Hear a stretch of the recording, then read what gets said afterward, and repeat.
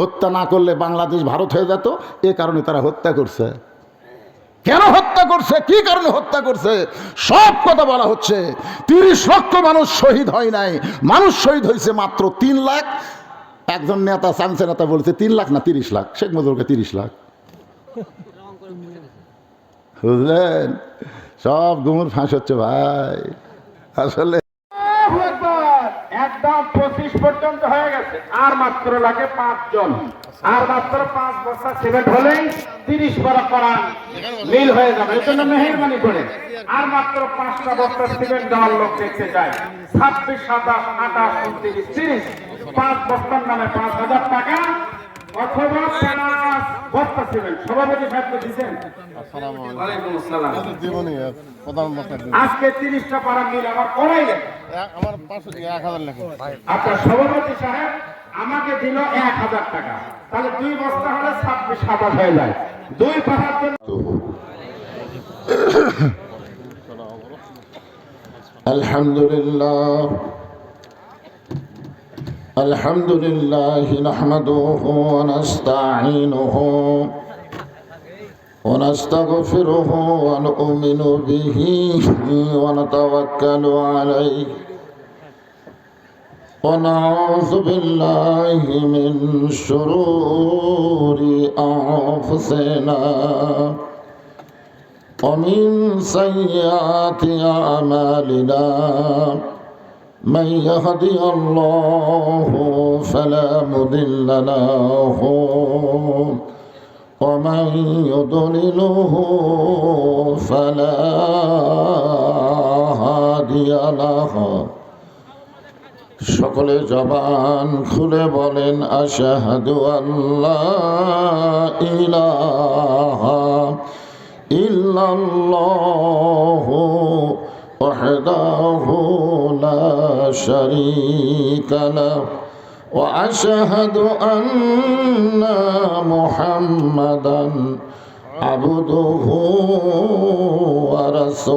ورسوله الذي أرسل رسوله بالحق بشيرا ونذيرا وداعيا إلى الله بإذنه وسراجا منيرا. فقد قال الله تعالى في كلامه المجيد والفرقان الحميد. জবান খুলে সকলে পড়েন আউযু বিল্লাহি মিনাশ শাইতানির রাজিম। বিসমিল্লাহির রহমানির রহিম। ইয়া আইয়ুহাল্লাযীনা আমানুস্তাঈনু বিস-সাবরি ওয়াস-সালাহ ইন্নাল্লাহা মা'আস-সাবিরিন।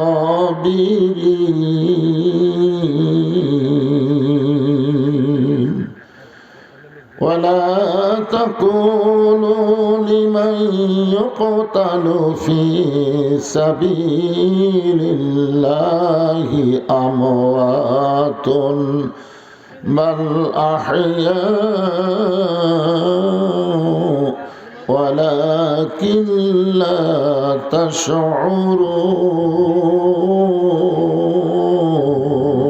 تشعرون. إن الله وملائكته يصلون على النبي يا أيها الذين آمنوا صلوا عليه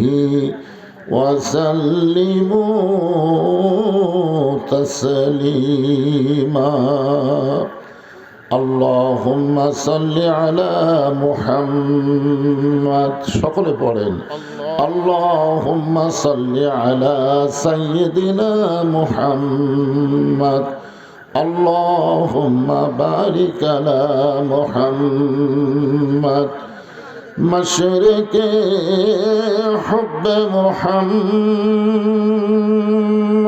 সকলে বলি সাল্লাল্লাহু আলাইহি ওয়াসাল্লাম मतलाए दीवानी माँ मतलाए खुर्शीद शिकास सीनाए सो जाने माँ बलाबल उला भी कमालिही कशाफत दुजा भी जमालिही حسنت جميع خصاله صلوا عليه وآله اللهم آمين জান্নাতের বাগান থেকে জান্নাতি মানুষদেরকে নিয়ে আমি গুনাহগার তোমার রহমতের দরজায় দুখানা হাত তুলেছি আল্লাহ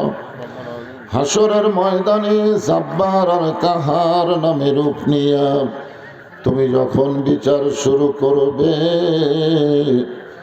তোমার সামনে দাঁড়ায়া সমস্ত নবীরা নাফসি নাফসি বলে কাঁদতে থাকবে এমন কঠিন অবস্থা হাসরে হবে সেদিন সমস্ত নবী তার উম্মতকে ভুলে যাবে শুধু বলবে আল্লাহ আমার কি হবে আমার কি হবে একমাত্র দরদি নবী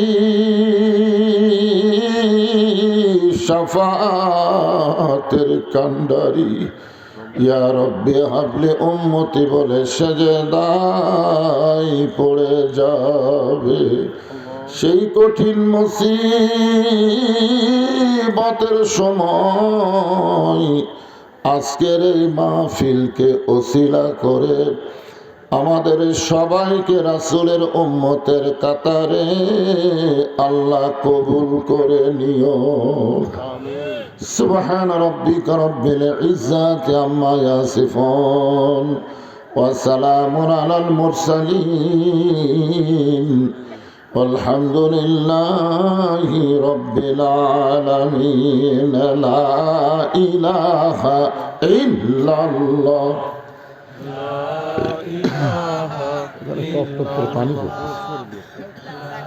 এইদিকে এইদিকে একটু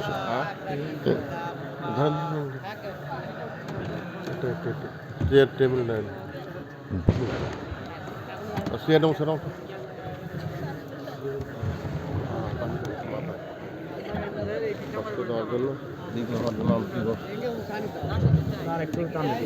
ঠিক আছে আর বলবে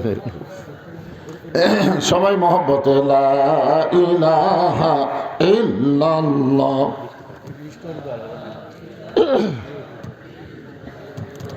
আল্লাহর জিকির করতে কোনো শরম আছে? আল্লাহ রাসূল বলেছেন কোন ব্যক্তি যদি সারা জীবন পাপ করে আর মৃত্যুর সময় এই কলেমা যদি জবানে জারি থাকে, এটা কিন্তু জবানে মৃত্যুর সময় জারি থাকা খুবই ভাগ্যবানের লক্ষণ। আমিন আমিন আল্লাহুম্মা আমিন। আল্লাহ রাসূল বলেছেন শুধু জবানে কলেমা জারি রেখে যদি মৃত্যুবরণ করে আল্লাহ তার জীবনের সব গুনাহ মাফ করে দেয়। এটা তুই আমিও জিকির না, কিন্তু এটা কি দয়াল বাবার জিকির? আফজালুজ জিকির লা ইলাহা ইল্লাল্লাহ। এই জন্য সকলেই জবান খোলে লা ইলাহা ইল্লাল্লাহ লা ইলাহা ইল্লাল্লাহ ইল্লাল্লাহ যার দিলে আছে আমার আল্লাহর ভয়, যার মনে আছে আল্লাহর ভয়, আল্লাহ আল্লাহ সব সময়। আহার নিদ্রা ভালো লাগে না এই দুনিয়া, ভালো লাগে না, ভালো লাগে শুধু আল্লাহ জোরে লা ইলাহা ইল্লাল্লাহ। লা ইলাহা ইল্লাল্লাহ লা ইলাহা ইল্লাল্লাহ, লা ইলাহা ইল্লাল্লাহ, লা ইলাহা ইল্লাল্লাহ মরণের কালে বুঝিতে পারিবা, কবরে গেলে বুঝিতে পারিবা, এই কলে মার কত গুণ। লা ইলাহা ইল্লাল্লাহু বলরে মুমিন গান, লা ইলাহা ইল্লাল্লাহ, লা ইলাহা লা ইলাহা ইল্লাল্লাহু মুহাম্মাদুর রাসূলুল্লাহ। সাল্লাল্লাহু আলাইহি রাসূলের মহব্বত আমাদের অন্তরে কম না বেশি? কত বেশি? খুব বেশি, মাশাআল্লাহ। তাহলে যখনই নবীর নাম উচ্চারণ করব, কেউ যদি উচ্চারণ করে, আমি যদি শুনি, সঙ্গে সঙ্গে বলবো সাল্লাল্লাহু আলাইহি ওয়াসাল্লাম। যারা পিছনে দাঁড়ায় আছেন বসেন, সবাই বসেন। এখানে বসলেই লাভ না লস? একটু খেলের উপর বসে আছেন, ল্যাব তোষকের মোহাব্বত কলিজা থেকে বের করে দিছেন। কোনোদিন কেউ বলবে না যে আপনার বাড়ির ল্যাব তোষক জান্নাতের টুকরা, কেউ বলবে না। আর এই যে খেলের উপর আপনার বসে আছেন, যতক্ষণ এখানে কোরআন হাদিসের আলোচনা হবে ততক্ষণ পর্যন্ত এটার নাম হলো রিয়াজুল জান্নাহ, বেহেশতের টুকরা। তো বেহেশতের টুকরার মধ্যে দাঁড়িয়ে থাকা আদবি, বরং বসাটাই হলো আদবি। এই জন্যে যারাই আসবেন, আসার পরে আপনারা ইনশাল্লাহ বসে পড়বেন।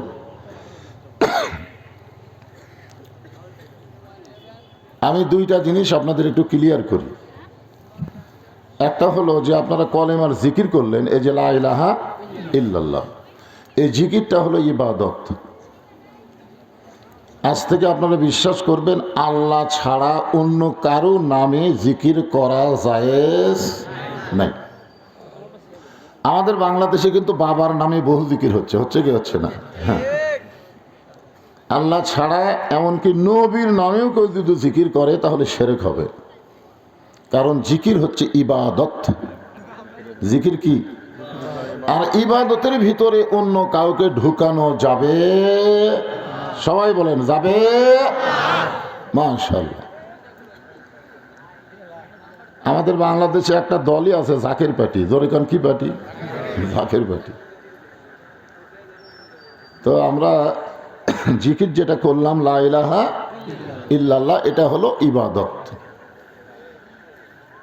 আমরা যখন নবীর নাম শুনে দরুদ শরীফ পড়লাম, এইটা কিন্তু ইবাদত না, এইটা হলো মহাব্বত।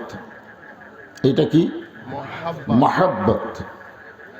আল্লাহ রাসূল বলেছেন লা ইউমিনু আহাদুকুম হাত্তা আকুনা আহাব্বা ইলাইহি মিন নাফসিহি।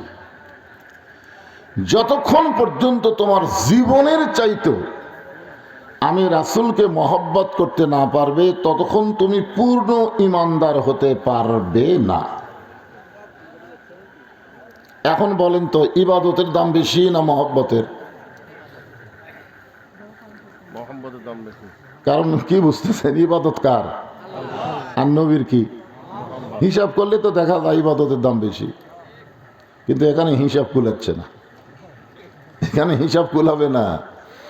আল্লাহ রাসূল বলেছেন আমার সমস্ত উম্মতের ইবাদতের নেকি যদি এক পাল্লায় দেওয়া হয়, আর আমার আবু বক্করের এক রাতের মহব্বত যদি অন্য পাল্লায় দেওয়া হয়, ইবাদতের চাইতে মহব্বতের ওজন বেশি হবে।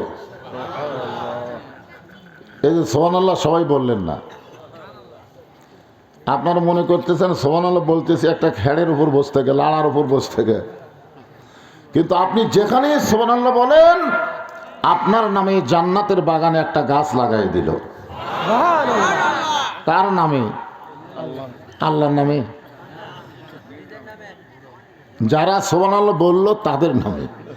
তাহলে আপনি বিশ্বাস করেন যে আপনি যদি বাংলাদেশের একটা মাহফিলে বসে সুবহানাল্লাহ বলেন আর আপনার নামে আল্লাহ যদি জান্নাতে গাছ লাগায়, তাহলে আপনি বেশক জান্নাতি। বেশক শব্দের অর্থ হলো সন্দেহ মুক্ত, মানে জান্নাত পাওয়ার ব্যাপারে আপনাদের কোনো সন্দেহ নাই। কারণ গাছ লাগালেন কোথায়? জান্নাতে। কথা কয় না রে বাবা।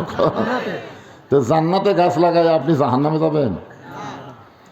এই জন্য 3টা তসবিহ সহসায় সবার জবান থেকে বের হয় না। কয়টা? একটা হলো সুবহানাল্লাহ, একটা হলো আলহামদুলিল্লাহ, আর একটা হলো আল্লাহু আকবার। সুবহানাল্লাহ আলহামদুলিল্লাহ যদি সারাদিন আপনি জিকির করেন, শয়তান আপনার কাছেই থাকবে, লড়বে না।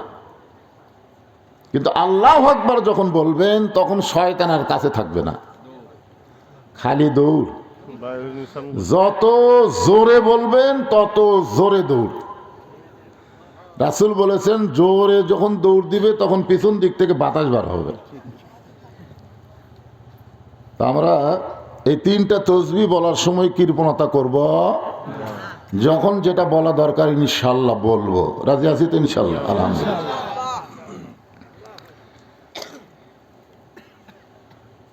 আমরা যে দরুদ শরীফ পড়লাম, এই দরুদগুলো এখন চলে গেছে মদিনায়, এখানে কিন্তু নাই।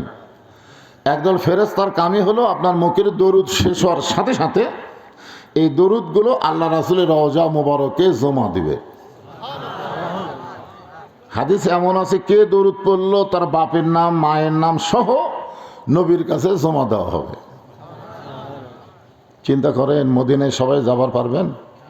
পারবেন? সবার ভাগ্যে মদিনায় যাওয়া সম্ভব নয়। এজন্য তো আব্দুল আলিম আফসোস করে একটা গান গাইছে, মনে বড় আশা ছিল যাব মদিনায়, সালাম আমি করব গিয়া নবীজির রওজায়। মনে বড় আশা ছিল যাব মদিনায়,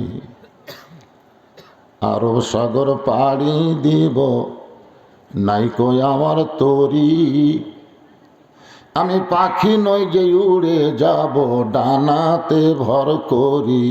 আমার স্বাদ আছে সম্বল নাই, স্বাদ আছে সম্বল নাই, করি কি উপায়। মনে বড় আশা ছিল যাব মদিনায়। আপনি মদিনায় যাবার না পারলে কি হবে? আপনার দরুদগুলো ফেরেশতারা মদিনার রওজায় পৌঁছায় দিবে। এই জন্য দরুদ শরীফ পড়াতে কোনো কৃপণতা করা যাবে। যখনই নবীর নাম উচ্চারণ হবে সঙ্গে সঙ্গে বলবো সাল্লাল্লাহু আলাইহি ওয়াসাল্লাম।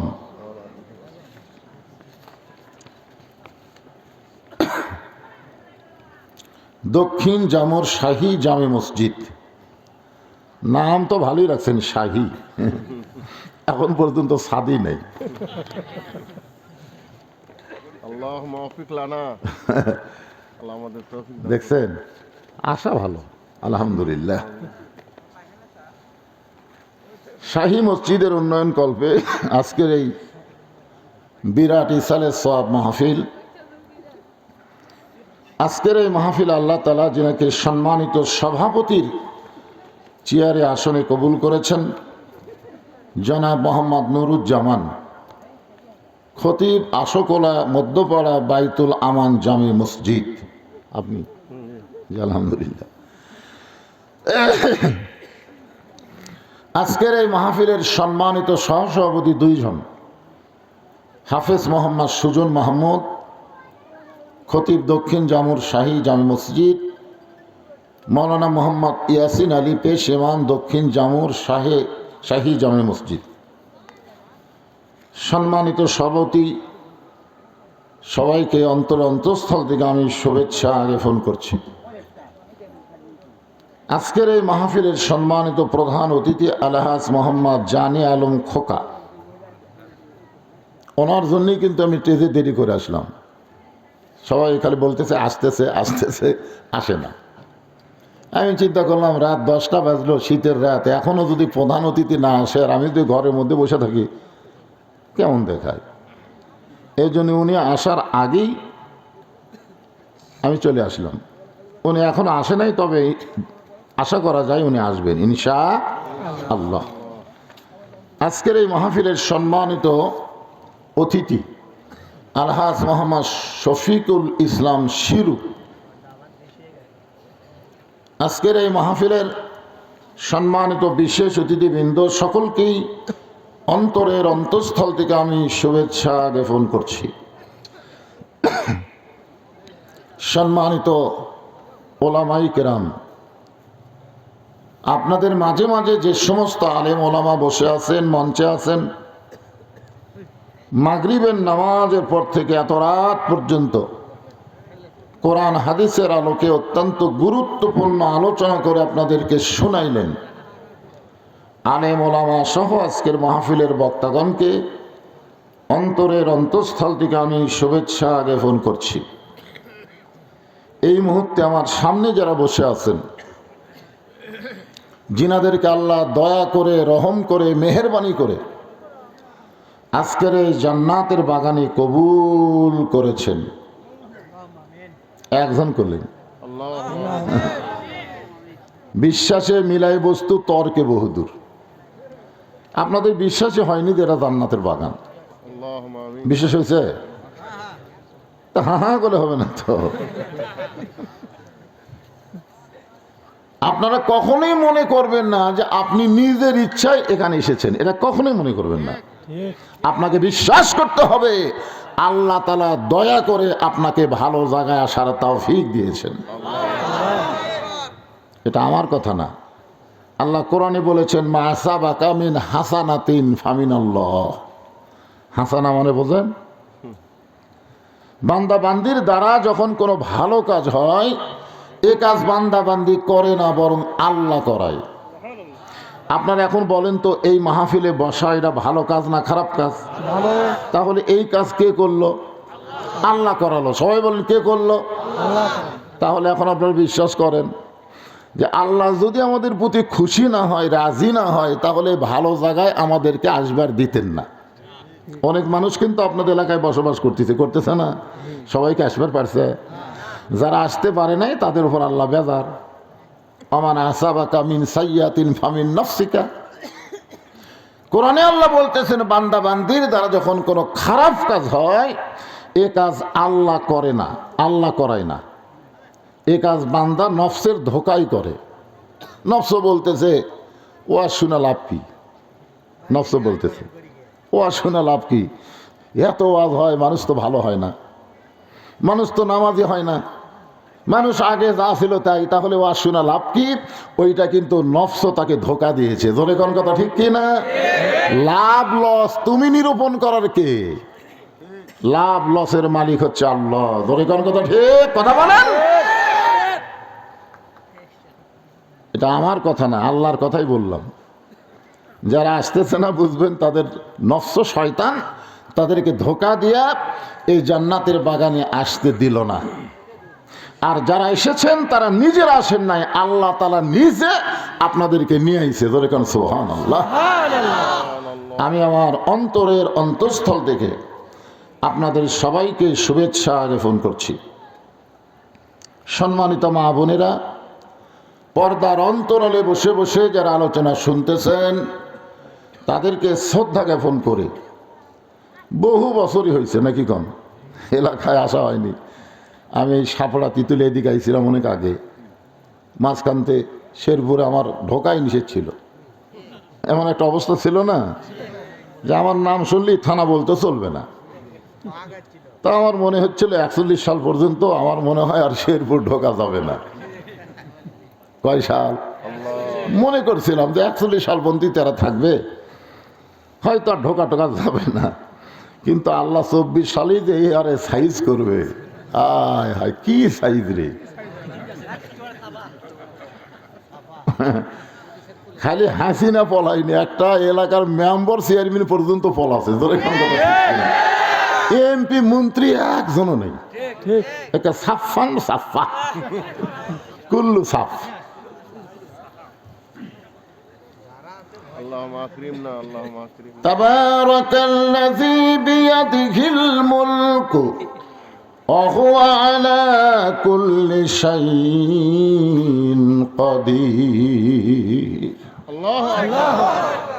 গোটা পৃথিবীর রাজত্ব মালিকানা কার হাতে? সমস্ত ক্ষমতার মালিককে।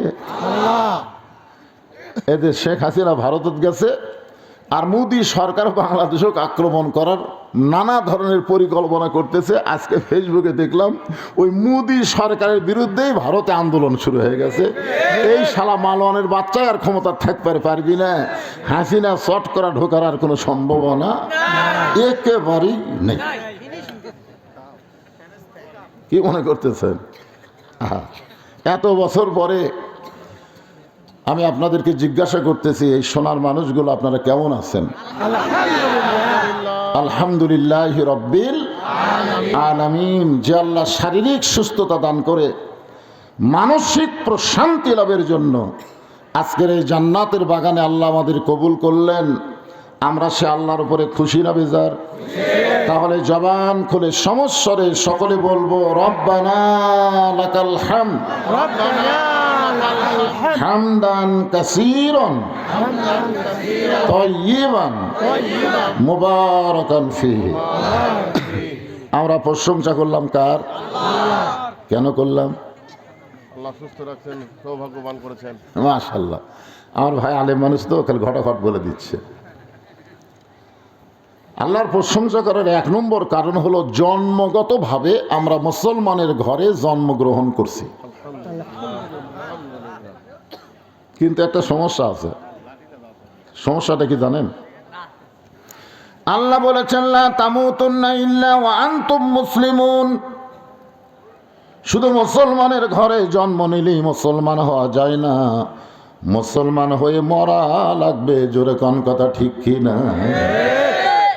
আপনারা বলেন তো, বর্তমান যে পরিবেশ আমাদের বাংলাদেশে চলতেছে, এই পরিবেশে মুসলমানের ঘরে আমরা জন্ম নিলাম ঠিকই আছে, কিন্তু মুসলমান হয়ে কি আমরা মরতে পারবো এই পরিবেশে? একটা যুক্তি দিলে আপনারা বুঝবেন। একটা মুসলমান তার সন্তানকে জন্ম দিয়ে হিন্দুর বাড়িতে লালন পালন করতে দিছে। 10 বছর পরে মুসলমান সেই সন্তান ফেরত নিছে। এখন বলেন তো, সন্তান আল্লাহ কবে না ভগবান কবে? কারণ কি? কারণ জন্ম মুসলমান দিলে হবে না, লালন পালন হচ্ছে কার বাড়ি? আচ্ছা, মনে করেন একটা হিন্দু সন্তান জন্ম দিয়ে মুসলমানের বাড়িতে লালন পালন করতে দিছে। 10 বছর পরে হিন্দু তার সন্তানকে ফেরত নিছে। ওই সন্তান ভগবান কবে না আল্লাহ কবে? তাহলে কি বুঝলেন? যে খালি জন্ম দিলেই মুসলমান হিন্দু হয় না, মুসলমান হিন্দু হয় পরিবেশের কারণে। জোরে কোন কথা ঠিক কিনা? এখন আমাদের বাংলাদেশে যে পরিবেশ চলতেছে, এই পরিবেশে আমরা মুসলমান হয়ে জন্ম নিলাম, এটা মাশাআল্লাহ খুবই ভাগ্যবানের কথা। কিন্তু মুসলমান হয়ে মরতে পারবো কিনা জানি না। করলে হবে, জানার চেষ্টা করা লাগবে। এই কোরআনের ওয়াজ শুনবার আইছেন কি জন্যে? হ্যাঁ, আল্লাহ বলেছেন অনুনাজ্জিলু মিনাল কুরআনি মা হুয়া শিফাউ ওয়া রাহমাতুল লিল মুমিনিন। মানে কখন আল্লাহ আকবার বলা লাগবে এটা আমি কব না, আপনারাই বুঝে শোনা করবেন। হ্যাঁ, কারণ কোরআন শরীফের তেলাওয়াত শুনলে ঈমান বাড়ে না কমে? এটা কার কথা? কোরআনের কথা, আল্লাহর কথা। এই আল্লাহর কথা। ইন্নামাল মুমিনুনা আল্লাযীনা ইযা যুকিরাল্লাহু ওয়াজিলাত কুলুবুহুম ওয়া ইযা তুলিয়াত আলাইহিম আয়াতুহু জাদাতুহুম ঈমানাও ওয়া আলা রাব্বিহিম ইয়াতাওয়াক্কালুন। আলহামদুলিল্লাহ, এবার আগের চাইতে মনে হয় ইমান একটু বাড়ছে। আলহামদুলিল্লাহ। আপনারা বলেন তো, এই যে কোরআন তেলাওয়াত শুনে ইমান বাড়বে, এই তেলাওয়াত মানে কি? তেলাওয়াত মানে পড়া। গিরিশচন্দ্র সেন কোরআন পড়িছে, কোরআনের বাংলা অর্থ লিখেছে, তারপরে মরার সময় রাম রাম কয়ে মরিছে। তাহলে কি বুঝলেন? কোরআন শরীফ না পড়লে কেউ কোরআনের বাংলা অর্থ লিখবার পারে? কথা কন না, লিখবার পারে? তাহলে ওই হিন্দু কোরআন পড়িছে, কোরআনের বাংলা অর্থ করছে, তারপরে মরার সময় আল্লাহ আল্লাহ কর পারেনি, রাম রাম করে মরে গেছে। তার মানে বোঝা গেল তেলাওয়াত মানে কোরআন পড়া না, তেলাওয়াত মানে কোরআন পড়তে হবে, বুঝতে হবে, কোরআন মোতাবেক চলতে হবে। ধরে কোন কথা ঠিক কি না? খালি কোরআন আবু জেহেলের মতন শুনবেন, এই শোনার জন্য আল্লাহ কোরআন শরীফ দুনিয়াতে পাঠায়নি। এই আয়াতের বাংলা অর্থ হলো, আমি যে বলবো সব সমস্যার সমাধান আপনার বলবেন দিতে পারে আল কোরআন। বলতে পারবেন না ভাইজান? একটু গলা খাকারে দেন। সব সমস্যার সমাধান দিতে পারে আল কোরআনের আলো। মরছেন।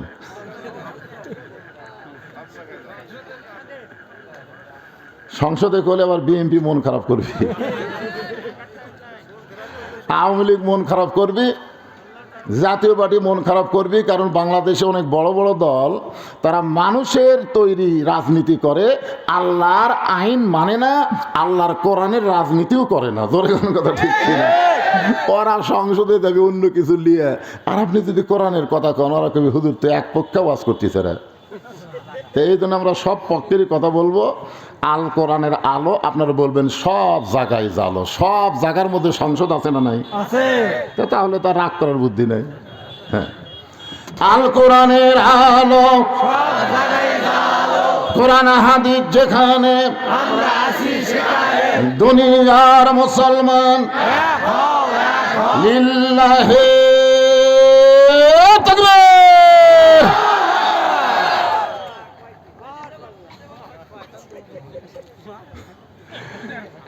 শোনেন, একে তো শীত, তারপরে রাত 10টার পরে আছি, আগে ঘুম ছাড়া শরীর গরম করে, তারপরে গরম হবে। এতদিন অ্যাঙ্গেলে মার দিছি ভাই রে, এখন আর অ্যাঙ্গেলের দিন শেষ, ডাইরেক্টের বাংলাদেশ। জোরে কোন কথা ঠিক কিনা? আর অ্যাঙ্গেল লাগবে, আরো অ্যাঙ্গেল। কিসের ভয়? আগেই করিনি, ভয় করিনি বলেই তো আমাকে শেরপুর ঢুকতে দেয়নি। ধরে কোন কথা ঠিক কিনা? আমি যদি ভয় করে ওয়াজ করতাম, সব দল আমার কাছে কয় হুজুর আসেন না, আগে ঢুকতে দেয়নি, অনেকদিন পর ঢুকেছি। আজকে আপনাদের সামনে এ মাসটা হলো রজব মাস। জোরে বলেন কি মাস? হ্যাঁ, বোঝেন মাস, বোঝেন? মসজিদ তো করবার চাচ্ছেন ভাই, রজব মাস আগে বোঝা লাগবে। আমি আসার সময় শুনলাম হুজুর মসজিদ হবে, কিন্তু মুসল্লি হবে না। মসজিদ হবে, খুব সুন্দর মসজিদ হবে, কিন্তু মুসল্লি মাঝে মধ্যে ইমাম সাহেব, মুয়াজ্জিন সাহেব একলা একলা নামাজ পড়ে, একজনও নেই। চিরন্তন সত্য, ইউনিভার্সাল ট্রুথ। তো আজকে রজব মাস। জোরে কোন কি মাস? রজব মাস বোঝেন আপনারা? ও বোঝেন না? ওরে বাবাকে না। হালে হালে উঠি। সুবহানাল্লাযী আসরা বিআবদিহি লাইলাম মিনাল মাসজিদিল হারাম ইলাল মাসজিদিল আকসা। এই আয়াতের মধ্যে দুইটা মসজিদের কথা আছে। কয়টা মসজিদ? হারাম আর আকসা। আকসা বর্তমানে ইহুদিরা দখল করার চেষ্টা করতেছে। জোরে কোন কথা ঠিক কিনা? আরে বাইতুল্লাহ দখল করতে ছিল আব্রাহা। আল্লাহ সূরা ফিল পড়ে দেখেন কিভাবে সাইজ করছে, করেনি? কি দিয়ে? তাহলে সূরাটা যারা পারেন আমার সাথে একটু গুনগুন করে পড়েন। আলাম তারা কাইফা ফাআলা রাব্বুকা বিআসহাবিল ফিল আলাম ইয়াজআল কাইদাহুম ফি তাদলিল ওয়া আরসালা আলাইহিম তায়রান আবাবিল তারমিহিম বিহিজারাতিন মিন সিজ্জিলিন فجعلهم كعصف مأكول। আপনারা বলেন তো যে কাবা ঘর ধ্বংস করতে আসলে আল্লাহ আবাবিল পাখি দিয়ে আব্রাহা বাদশাহ হস্তি বাহিনীকে শেষ করে দিল, তাহলে বাইতুল মুকাদ্দাস ইহুদিরা দখল করতে আসে, এখন আল্লাহর আবাবিল কোথায় গেল? আপনাদের কাছে আমার প্রশ্ন হলো, আগেকার আল্লাহ আছে না নাই? তা আল্লাহ আগে এত রাগ করে হস্তি বাহিনী চাপা চাপা গরু চাপা চাপা মাঝে মধ্যে বের করে না, ঠিক সেই রকম করলো। আর এখন ইহুদিরা এলে সমানে এ পর্যন্ত ৪২,০০০ শিশু বাচ্চাদেরকে, মুসলমানের শিশু বাচ্চাদেরকে, ফিলিস্তিনে ৪২,০০০ শিশু বাচ্চাকে ইসরায়েলের ইহুদিরা হত্যা করলো। আপনারা জানেন গোটা পৃথিবী মিলে এখন পর্যন্ত ইহুদির সংখ্যা ১ কোটিও না। গোটা পৃথিবী মিলে ইহুদির সংখ্যা কত? ১ কোটিরও কম। আর মুসলমানের সংখ্যা কত? হিসাব জানে না। মুসলমানের সংখ্যা প্রায় ২০০ কোটি। তাহলে ২০০ কোটি মুসলমান, ১ কোটি ইহুদিও না। মুসলমান যদি পেশাব করে দেয়, ইসরায়েলের ইহুদিরা ভাসিয়ে দেবে। তোর কোন কথা ঠিক করে কথা বল না। তারপর ওরা বাইতুল মুকাদ্দাস দখল করবার চাই। সাহাবারা জিজ্ঞাসা করলেন, রাসূলুল্লাহ, এই দুইটা মসজিদের কথা আল্লাহ কোরআনে বলেছে, মসজিদে হারাম, মসজিদে আকসা, এই দুইটা মসজিদের মধ্যে দাম বেশি কার?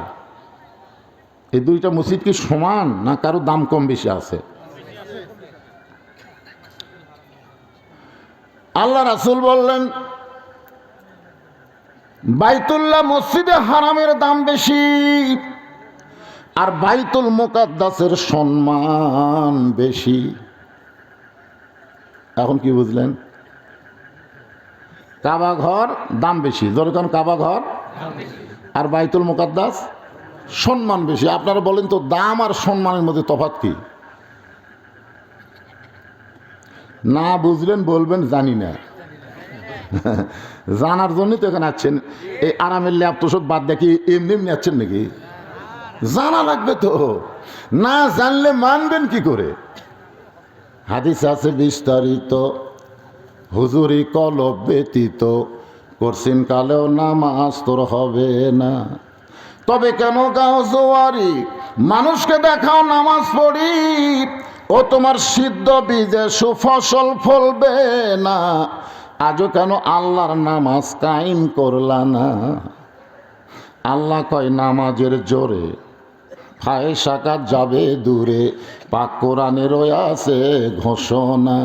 এখন আকাম কুকাম নামাজ রোজা, এখন আকাম কুকাম নামাজ রোজা, একসাথে বান্দিয়া বোঝা জাহান্নামে দিয়া সরওয়ানা। আজও কেন আল্লাহর নামাজ কায়েম করলা না? যত জায়গায় নামাজের কথা আছে, এ কোরআন শরীফের ভিতরে কোনো জায়গায় নামাজ পড়ার কথা আছে? কথা কর না কেন ভাই, পড়ার কথা কি কইছে? নাই। আল্লাহ একটা জায়গায়ও বলেনি মুয়াজ্জিন যখন আজান দেয় তখন কুত্তা ভোগে কেন? এখন আমি ওয়াজ করতেছি নামাজের, কুত্তা বুঝতে পারছে যে সব লোক যদি নামাজি হয়ে যায় রে, মসজিদের আদায় করা লাগবে না, মসজিদ এমনি হয়ে যাবে। তোর এখন কথা ঠিক কিনা?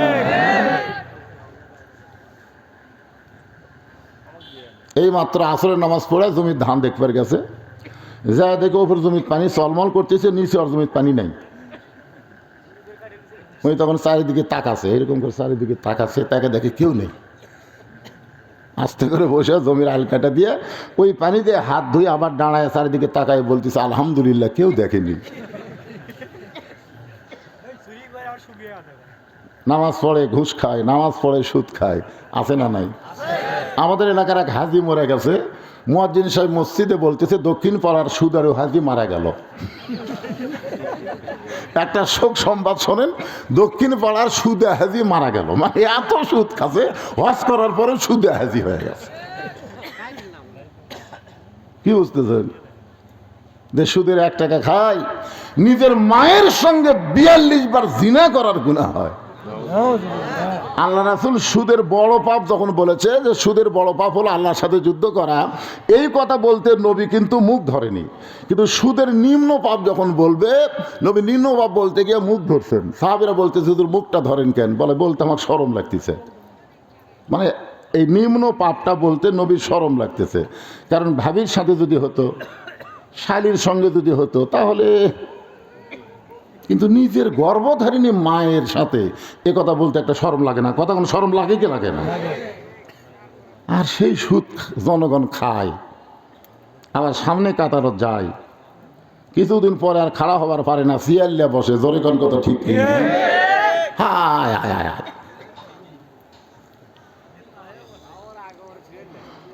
আল্লাহর বান্দার একটু মনোযোগ দিয়ে কথাগুলো শুনবেন।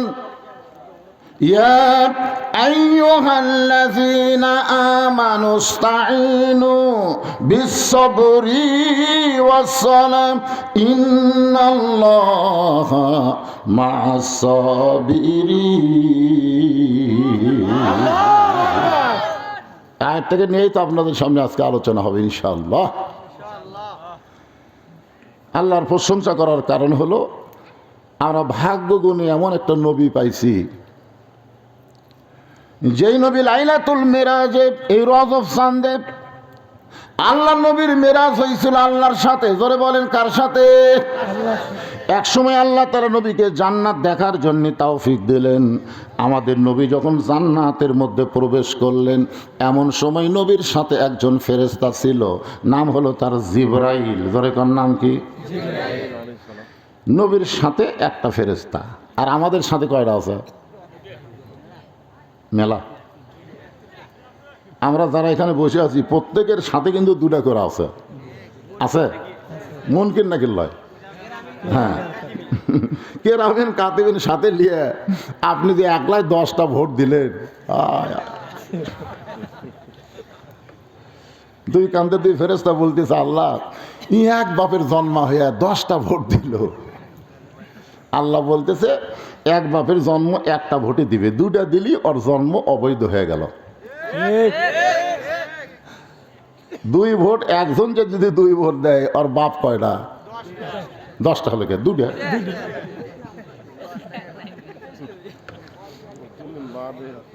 তোমার 2 কান্দে 2 মোহরি লেখিতেছেন ডায়েরি, 2 কান্দে 2 মোহরি লেখিতেছেন ডায়েরি, দলিল দেখে রায় দিবে, টাকা পয়সার নাই কারবার, কিরামান কাতিবিনা ইয়ালামুনা মা তাফআলুন।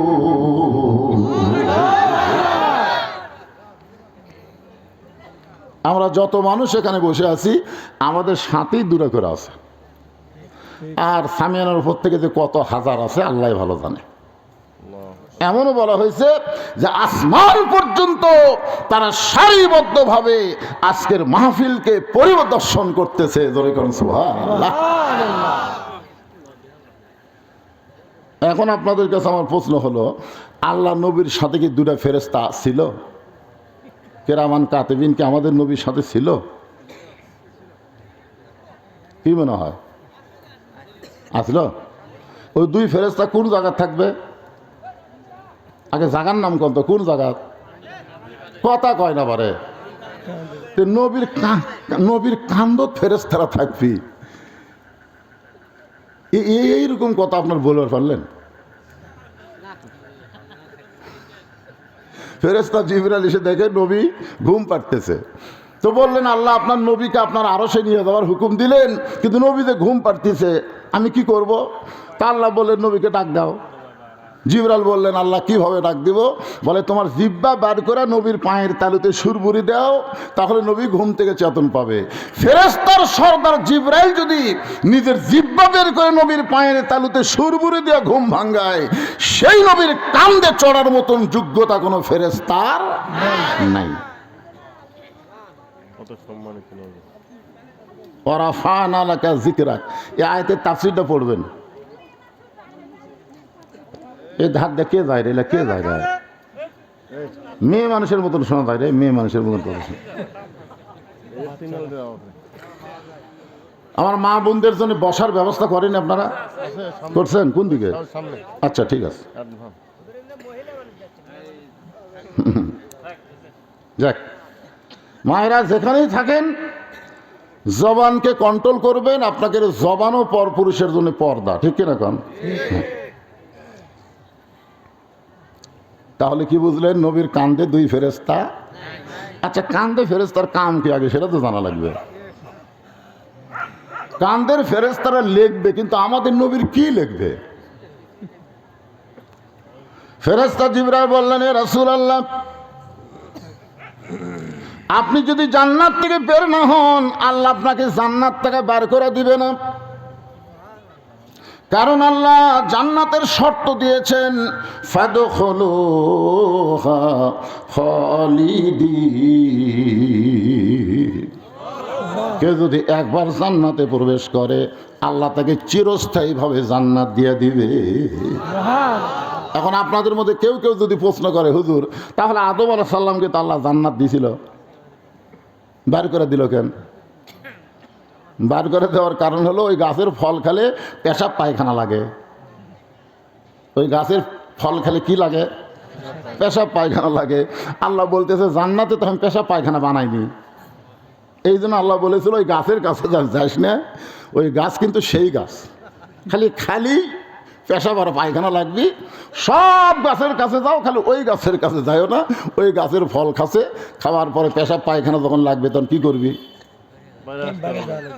আল্লাহ খালি বলেছে পেশাব পায়খানা করার জন্যই তোমাদেরকে দুনিয়াতে পাঠালাম। দুনিয়া থাকার জায়গা না পাগলা, এটা হলো পেশাব পায়খানা করার জায়গা। ধরে কোন কথা ঠিক না? এখন পায়খানার মধ্যে ঢুকে কেউ যদি কয় যাবো না, বাড়াবো না, বুঝবেন এক সাইডে বোকা পাগল কেউ নাই। ধরে কোন কথা ঠিক না? আপনারা বলেন তো দুনিয়া কি থাকার জায়গা? হায় হায় রে। চলতে পথে 2 দিন থামিলাম। কয়দিন? যাবার কালে একজন আরো দেখা না পাইলাম। ও আমার সাদের মালা যায় রে ছিঁড়ে, রইব না আর বেশি দিন তোদের মাজারে। আল্লাহ তাআলা বলেছেন পবিত্র কোরআনে, ফাদখুলি ফি ইবাদি ওয়াদখুলি জান্নাতি। কেউ যদি আল্লাহর ইবাদত করে, ও যেন তখনই জান্নাতে প্রবেশ করে। জোরে কোন সুবহানাল্লাহ। তাহলে জান্নাতে আদম আলাইহিস সালাম কি ইবাদত করার আগে আল্লাহ রাখছিল না পরে? ইবাদত করার আগে একটা ইবাদত দিয়েছিল, গাছের কাছে যাইও না, সেটাই করবার পারেনি। একটু মনোযোগ দিয়ে শুনবেন। জিবরাইল বললেন, নবী গো, আপনি খামাখা দুনিয়াতে গিয়া কি করবেন? সুযোগ যখন পাইছেন জান্নাতে প্রবেশ করার, আপনি জান্নাত থেকে বের না হলে আল্লাহ আপনাকে জোর করে বের করে দিবার পারবে। কারণ আল্লাহর কথার সাথে কাজের কথা কয় না, আল্লাহর কথার সাথে কাজের মিল নেই। আল্লাহ বলেছেন ফাদখুলুহা খালিদিন। খালি একবার ঢুকে দেখো, তুমি চিরস্থায়ীভাবে জান্নাত পেয়ে যাবে। তো নবী তো জান্নাতের মধ্যে ঢুকছে, এখন যদি বার না হয় আল্লাহ কি বলবে? বার হন। আল্লাহ নবী বললেন, জিবরাইল, আমি নবী আমার জন্য নই, আমি নবী হলাম আমার উম্মতের জন্যে। আল্লাহ যদি আমাকে বলতো, ওগো নবী আপনি জান্নাতে থাকার জন্য ঢোকেন, আমি নবী জান্নাতে ঢুকতাম না। আমি সেই দিন জান্নাতে থাকার জন্য ঢুকবো যেদিন আল্লাহ তাআলা আমার সমস্ত উম্মত উম্মতিনীকে জান্নাত দিয়া দিবে। এখন আপনারা বলেন, যে নবী জান্নাতের মধ্যে যাও আমাদের কথা ভোলেনি, আমরা সেই নবীকে ভুলতে পারি? বলতে পারি? সেই নবী কি খালি নবী? এই তো দর্শে পড়লেন, আল্লাহুম্মা সাল্লি আলা সাইয়্যিদিনা মুহাম্মদ। আমাদের নবী শুধু আমাদের নবী না, আমাদের নবী হলো আমাদের নেতা। তাহলে যেই নেতা ভয়ে সব কর্মী পলে যায়, আর কর্মী না খেলে আপা আপা করে। যেই নেতা নেত্রী কর্মীদের রাইকা পয়লা যায়, সেই নেতার দল না করে এমন একজন নেতার আদর্শ গ্রহণ করা লাগবে। আল্লাহ বলেছেন, লাকাদ কানা লাকুম ফি রাসূলিল্লাহি উসওয়াতুন হাসানা। সফলতা যদি অর্জন করতে চাও তাহলে দুনিয়ার সমস্ত পানসা নেতা বাদ দিয়া মোহাম্মদ রাসূলকে তোমাদের আদর্শের নেতা হিসাবে গ্রহণ করে নাও। এ কথা কার? আল্লাহ। তাহলে এই মুহূর্তে একটা স্লোগান দেওয়া লাগবে, আমার নেতা তোমার নেতা। এটা যেভাবে স্লোগান দিলেন, একটা মেম্বার যদি ভোটে পাশ করে এরকম স্লোগান দিলে কয় মুড়ি ফেরত দে, তোর এখন কথা ঠিক কি? হায় হাই রে, এটা একটা বিশ্ব নেতার স্লোগান হলো। ও একটু ট্রাই করতেছে, ট্রাই এবার দিবেন তো, তাই না?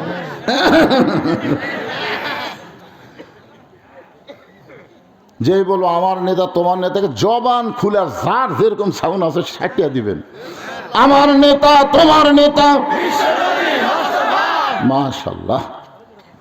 অনেকে মনে করতে যে হুজুর কি একলাই ফ্যাট ফ্যাট করতেছে নাকি, এরকম মাঝে মাঝে স্লোগান দিলে কেমন, আরে হুজুর একলা না রে, সামনে জনগণ আছে, জনগণ আছে না? না, আলহামদুলিল্লাহ।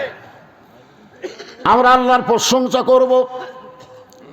এই কারণেই বেশি বেশি আল্লাহ আমাদেরকে এমন একটা কিতাব দিলেন যেই কিতাবের মধ্যে কোনো সন্দেহ, জালিকাল কিতাবুল লা রাইবা ফি হুদাল লিল মুত্তাকিন, যেই কিতাবের মধ্যে কোনো ধোঁকা, যেই কিতাবের মধ্যে কোনো গোজামিল। এখন আপনাদের কাছে জানতে চাচ্ছি, বর্তমান বাংলাদেশ যে আইনে চলতেছে সে আইনের মধ্যে ধোঁকা, গোজামিল, সন্দেহ আছে। যে সংবিধান দিয়ে বর্তমান বাংলাদেশ চলতেছে এই সংবিধানের মধ্যে ধোঁকা, গোজামিল, সন্দেহ আপনারা স্বীকার করলেন। তাহলে যে সংবিধানের মধ্যে গোজামিল আছে, ধোঁকা আছে, তারপরে সন্দেহ আছে, যে আইনের মধ্যে গোজামিল আছে, ধোঁকা আছে, সন্দেহ আছে, সেইগুলাকে পায়ের তলে দাফন করে আল্লাহর কোরআনকে বাংলার জমিনে প্রতিষ্ঠা করা লাগবে। ধরে কোন কথা ঠিক না? কারণ যার মধ্যে কি নাই, যার মধ্যে কি নাই, ধোঁকা নাই, যার মধ্যে গোজামিল নাই, সেই কোরআনকে সামনে থুয়া হায় হায় রে কি আমরা চলতেছি, আর বলে আমরা মুসলমান হয়ে মরবো, এতই সোজা। আল্লাহ ডাক দিয়ে বললেন, ইয়া আইয়ুহাল্লাযীনা আমানু, যারা আমাকে বিশ্বাস স্থাপন করেছো, তোমরা যদি আমি আল্লাহর কাছে কিছু পাবার চাও, আস্তাইনু, যদি আমার কাছে কিছু পাবার চাও, বিসসবরি ওয়াসসালাহ, আমি আল্লাহর কাছে পাইতে গেলে তোমাদের মাধ্যম লাগবে দুইটা। জোরে বলেন কয়টা? একটা হলো ধৈর্য, আর একটা হলো সালাত, মানে আমরা যাকে বলি নামাজ। আপনারা বলেন তো, নামাজের সাথে আল্লাহ ধৈর্যের কথা কেন বললেন? আপনারা নিজেরাই চিন্তা করে দেখেন, আপনারা কিন্তু কোনো জায়গার যায় ঘড়ি দেখেন না, কিন্তু মসজিদের মধ্যে ঢুকলেই বারবার ঘড়ি দেখেন। জোরে কোন কথা ঠিক কিনা? এই সত্যি কথাটা বলা লাগবে যে 5 মিনিট পরে কিন্তু আপনার আসরের জামাত হবে। এটা কিন্তু আপনারা জানেন যে 4:15টায় আসরের জামাত হবে, আর আপনারা মুয়াজ্জিনকে রাখছেন ওই কারণে টাইম মতো আকামত দেওয়া লাগবে। জোরে কোন কথা ঠিক কি না? এটা আপনারা জানেন। ইমামও কিন্তু মোটামুটি চালাক ভালো আছে, একেবারে 4:15টায় আসরের জন্য মেহরাবের মধ্যে দাঁড়াবে, তারপরেও আপনারা বারবার ঘড়ি দেখতেছেন, কারণ কি? দেখতেছেন নিজের ঘড়ি 3 বার দেখে পাশে নেব, কে ভাই কত কয়, এখনো 2 মিনিট, আজ ঘড়ি লড়তেছে না ভাই, আজ ঘড়ি।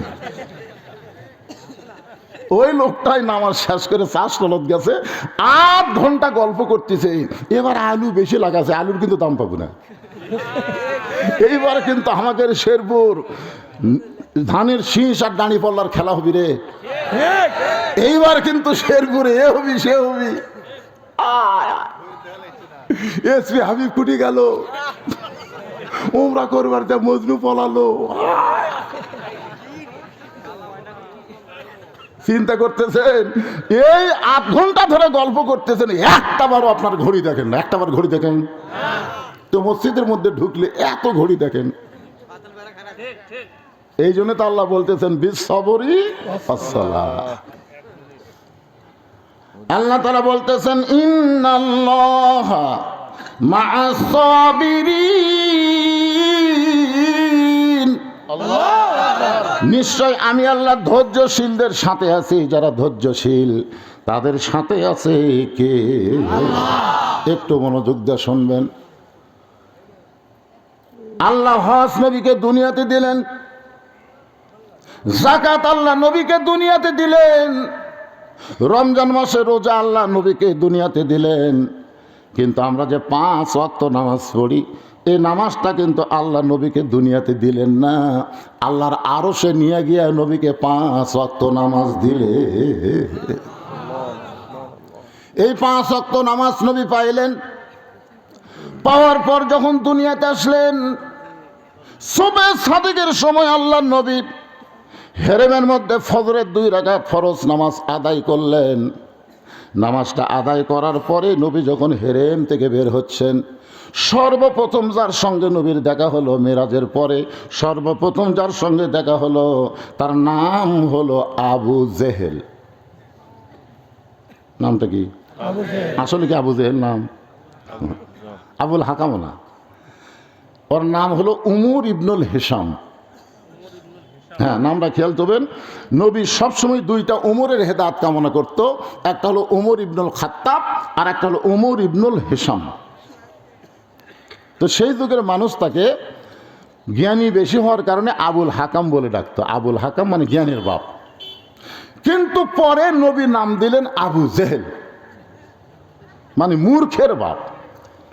আপনারা বলেন তো, বাংলাদেশে অনেক জ্ঞানী আছে, তার মধ্যে একটা হলো নিজুম মজুমদার। ধরে কোন শালা কি মজুমদার?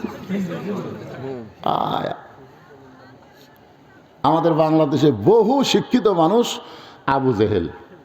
আমি নাম ধরবো না, কিন্তু ইশারা ইঙ্গিতে বলবো, দেখে বুঝতে পারবেন আপনারা। সর্বপ্রথম আবু জেহেলের সঙ্গে নবীর দেখা হলো। আবু জেহেল নবীর চেহারার দিকে শুধু তাকায় আছে, তাকায় আছে, তাকায় আছে, চোখ ফিরায় না। আল্লাহ নবী বললেন, চাচা আপনি আমার দিকে তাকায় আছেন, আপনি যে চোখ ফিরান না, কারণ কি? আবু জেহেল বলতে, সন্ধ্যার সময় তোমাকে দেখলাম তুমি সুন্দর, কিন্তু সকালবেলা দেখতেছি তুমি অতীব সুন্দর। এত সুন্দর তোমার চেহারা, আমি চোখ নিচের দিকে নামাবার পারতেছি না। চাঁদ সূরজ গ্রহ তারা তারি নূরের ইশারা, নইলে যে অন্ধকারে ডুবিত এই ধরনী। সবাই বলেন নবী মোর পরশমণি, নবী মোর সোনার খনি, নবী নাম ভাবে যে জন সেই তো দোজাহানের ধনী। আল্লাহ নবী বললেন, চাচা সন্ধ্যার সময় আপনি আমাকে দেখেছেন আর সকালবেলা দেখেছেন, এর মধ্যে একটা ঘটনা ঘটে গেছে। আবু জেহেল বলে, বাজান কি ঘটনা? বলে, ঘটনা হলো আজকে গভীর রাত্রে আমি ঘুমিয়েছিলাম কাবার পাশে। ফেরেশতা জিবরাইল আমাকে ঘুম থেকে চেতন করে জমজমের কূপের পানি দিয়ে ওযু করানোর পরে বোরাকের পিঠে করে বাইতুল মুকাদ্দাসের ভিতরে আমি 2 রাকাত নামাজ পড়ালাম। সেখান থেকে 7 আসমান পাড়ি দিয়ে আল্লাহর আরশে পৌঁছে গেলাম। আল্লাহর সঙ্গে আমার দেখা হলো। আল্লাহ তাআলা আমাকে 5 ওয়াক্ত নামাজ দিল। এই 5 ওয়াক্ত নামাজ নিয়ে আমি আবার রাতারাতি দুনিয়াতে ফেরত আসলাম। সকালবেলায় ফজরের নামাজ পড়ার পরে আপনার সঙ্গে আমার দেখা হলো। এই যে আল্লাহর সঙ্গে আমার মেরাজ হওয়ার কারণে আমার চেহারার ভিতর দিয়ে আল্লাহ হয়তো নূর প্রকাশ করে দিয়েছে। প্রধান অতিথির আগমন,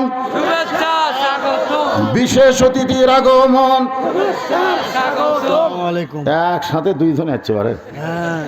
খালি আপনাকে 2 জনের জন্য আমি 8 ঘন্টা পরে পেতে চাচ্ছি, 8 ঘন্টা পর খালি কয়ে আসতেছে আসতেছে। অনেকগুলো প্রোগ্রাম ছিল বুঝছেন, কিন্তু কথা রাখার জন্য আসছি। এসেছে যার কারণে মুত্তালেব নামে মুসলমান আছে, কিন্তু আবু লাহাব সর্বপ্রথম নবীকে ঢেল মারছে। তোর কোন কথা ঠিক কি না? এই জন্য আল্লাহ রাগ করে বলছে, তাব্বাত ইয়াদা আবি লাহাব। এই জন্য ভাইজান, রে আজকে আমরাও ধ্বংসের দোয়া চাবো। আল্লাহ ধ্বংসের কথা বলছে, আমরাও ধ্বংসের দোয়া করে বলবো, আল্লাহ ফিলিস্তিন মুসলমানকে যে ইসরায়েল অত্যাচার করতেছে, পৃথিবীর মানচিত্র থেকে ইহুদিকে আল্লাহ তুমি ধ্বংস করে দাও। সবাই বলেন আমিন। ভারতের হিন্দুরা যদি আমাকে বাংলাদেশে বেশি নাক গলায়, ওরা আমাকে বাবরি মসজিদ ভাঙ্গা রাম মন্দির বানাচ্ছে, আমরাও খালি ঢাকা মুসলমানের থাকবে না, দিল্লি আল্লাহ মুসলমানকে দিয়ে দিবে। জোরে বলেন আল্লাহুম্মা আমিন। আল্লাহ দিবার পারে কি পারে না? জোরে কান ইনশাআল্লাহ। বোঝা গেছে আপনাকে দান শেষ। কিভাবে মসজিদ আপনারা করবেন আপনারা চিন্তা করেন। মসজিদের জন্য মামা কি দিল? দিবে, দিয়ে দিছে। তারপর আরেকজন মুখে কথা হচ্ছে না, শফিকুল ইসলাম ধ্যান বাম কিচ্ছু হচ্ছে না। হ্যাঁ ধ্যান বাম জানবে না, দানের জিনিস হ্যাঁ। আসলে দুইটা হাদিস আছে দানের ব্যাপারে। একটা হলো গোপনে দেওয়া, গোপনে দেওয়ার সব বেশি। হ্যাঁ, কিন্তু বলেন তো কোন বিষয়ে আল্লাহ রাসূল গোপন করতে বলেছেন? যে কোনো সম্ভ্রান্ত ব্যক্তি ঋণগ্রস্ত হয়ে গেছে, বা আপনার অত্যন্ত আপনজন ভাই চাচা এরকম কেউ যদি হয়, সে যদি ঋণগ্রস্ত হয়ে যায়, অভাবে পড়ে, তাকে এমনভাবে দান করো যে ডান হাতে দান করো, বাম হাতে যেন না জানে, তার সম্মানের যেন কোনো ক্ষতি না হয়, যে আমার টাকালে আমি বাড়ি বানাচ্ছি, এরকম। এইটা গোপন। আর মসজিদ মাদ্রাসার উন্নয়নে যখন দান, আল্লাহ রাসূল তাবুকের যুদ্ধে বলেছেন কে কত পারবা প্রকাশ্যে দাও। আজকে আমরা মসজিদের উন্নয়নের জন্য, জোরে কোন ঠিক কিনা, আমরা যার জন্য এতক্ষণ অপেক্ষা করলাম, যার এত কথা শুনলাম, সে গোপন দান দিয়ে কাম হবে না তো। মসজিদের সাফ করা লাগবে, মসজিদের সাফ করা লাগবে। আমার মামা দিবে, তারপরে মোহাম্মদ শফিকুল ইসলাম শিরু সাহেব উনি আসেনি, আসেনি? আচ্ছা আচ্ছা। তো যাই হোক, মামা যা দিছে, মামা অনেক জায়গায় দেয়, আমি দেখছি অনেক দান করে আজকেও। হ্যাঁ, এটা যেন উনি মোটামুটি একটা দেয়। তারপর আপনারা তো দেবেনই, কি কোন দেবেন না আপনারা? আমার ওয়াজ তো মামাই করে দিল। এই নামাজের ওয়াজ কিন্তু আমি শুরু করছি, ঠিক কিনা বলেন? নামাজটা কিভাবে আসলো, কিভাবে আদায় করা লাগবে, নামাজ পড়ার কথা আছে না কায়েমের কথা আছে, এইগুলো কথা আমি বলতেছি। এর মধ্যে মামা একটা মারাত্মক কথা বলেছে, সেটা হলো তিনি 17 সালে গেছিলেন ও আদা করবার। যেরকম কি করবার কথা কন না কেন? এখানে আমাদের অন্য ধর্মের এক ভাই বসে আছেন, তাই না? আচ্ছা থাক। তো এখানে মামা কিন্তু বলেছেন লব্বাইক আল্লাহুম্মা লব্বাইক লব্বাইক লা শারিকা লাকা লব্বাইক ইন্নাল হামদা ওয়ান নি'মাতা। এরপরে কি বলছে মামা? লাকা ওয়াল মুলক লা শারিকা লাক। এখন এইটারই যদি আমি অর্থ করবার যাই, ওই জায়গায় আপনি ওয়াদা করলেন যে আল্লাহ ছাড়া অন্য কারো রাজনীতি করিও না, আল্লাহ ছাড়া অন্য কাউকে রাষ্ট্রনায়ক মানিও না, লাকাওয়াল মুলক লা শারিকা লাক। তাহলে ওই জায়গায় আল্লাহর কথা বলে আসে। দুনিয়াতে যদি আপনি কোনো মানুষের দল করেন, আমার মামাকে বলতেছি এখনো সময় আছে, আলহামদুলিল্লাহ, আল্লাহ কবুল করে করে করে আমিন। কথা কান না, আল্লাহ পারেন তো, উমরকে কবুল করেছেন। পারে না? আল্লাহ পারে না? কারণ আমার মামা তো, আল্লাহ আমাকে আগে ধরবে, তুমি মামা পরিচয় দিছো তুমি। কারণ মা নিজে যখন বললো যে 17 সালে ওয়াদা করেছি, আমি সে ওয়াদাটা তুলে ধরলাম। এখন আসতেছে আমার যে আলোচনা, মনে আছে আপনাদের? মনে আছে কার সাথে দেখা? আবু জেহেলের সাথে। আপনারা সুবহানাল্লাহ বলছেন, কিন্তু আবু জেহেল সুবহানাল্লাহ কয়নি। কি জন্য করলো না?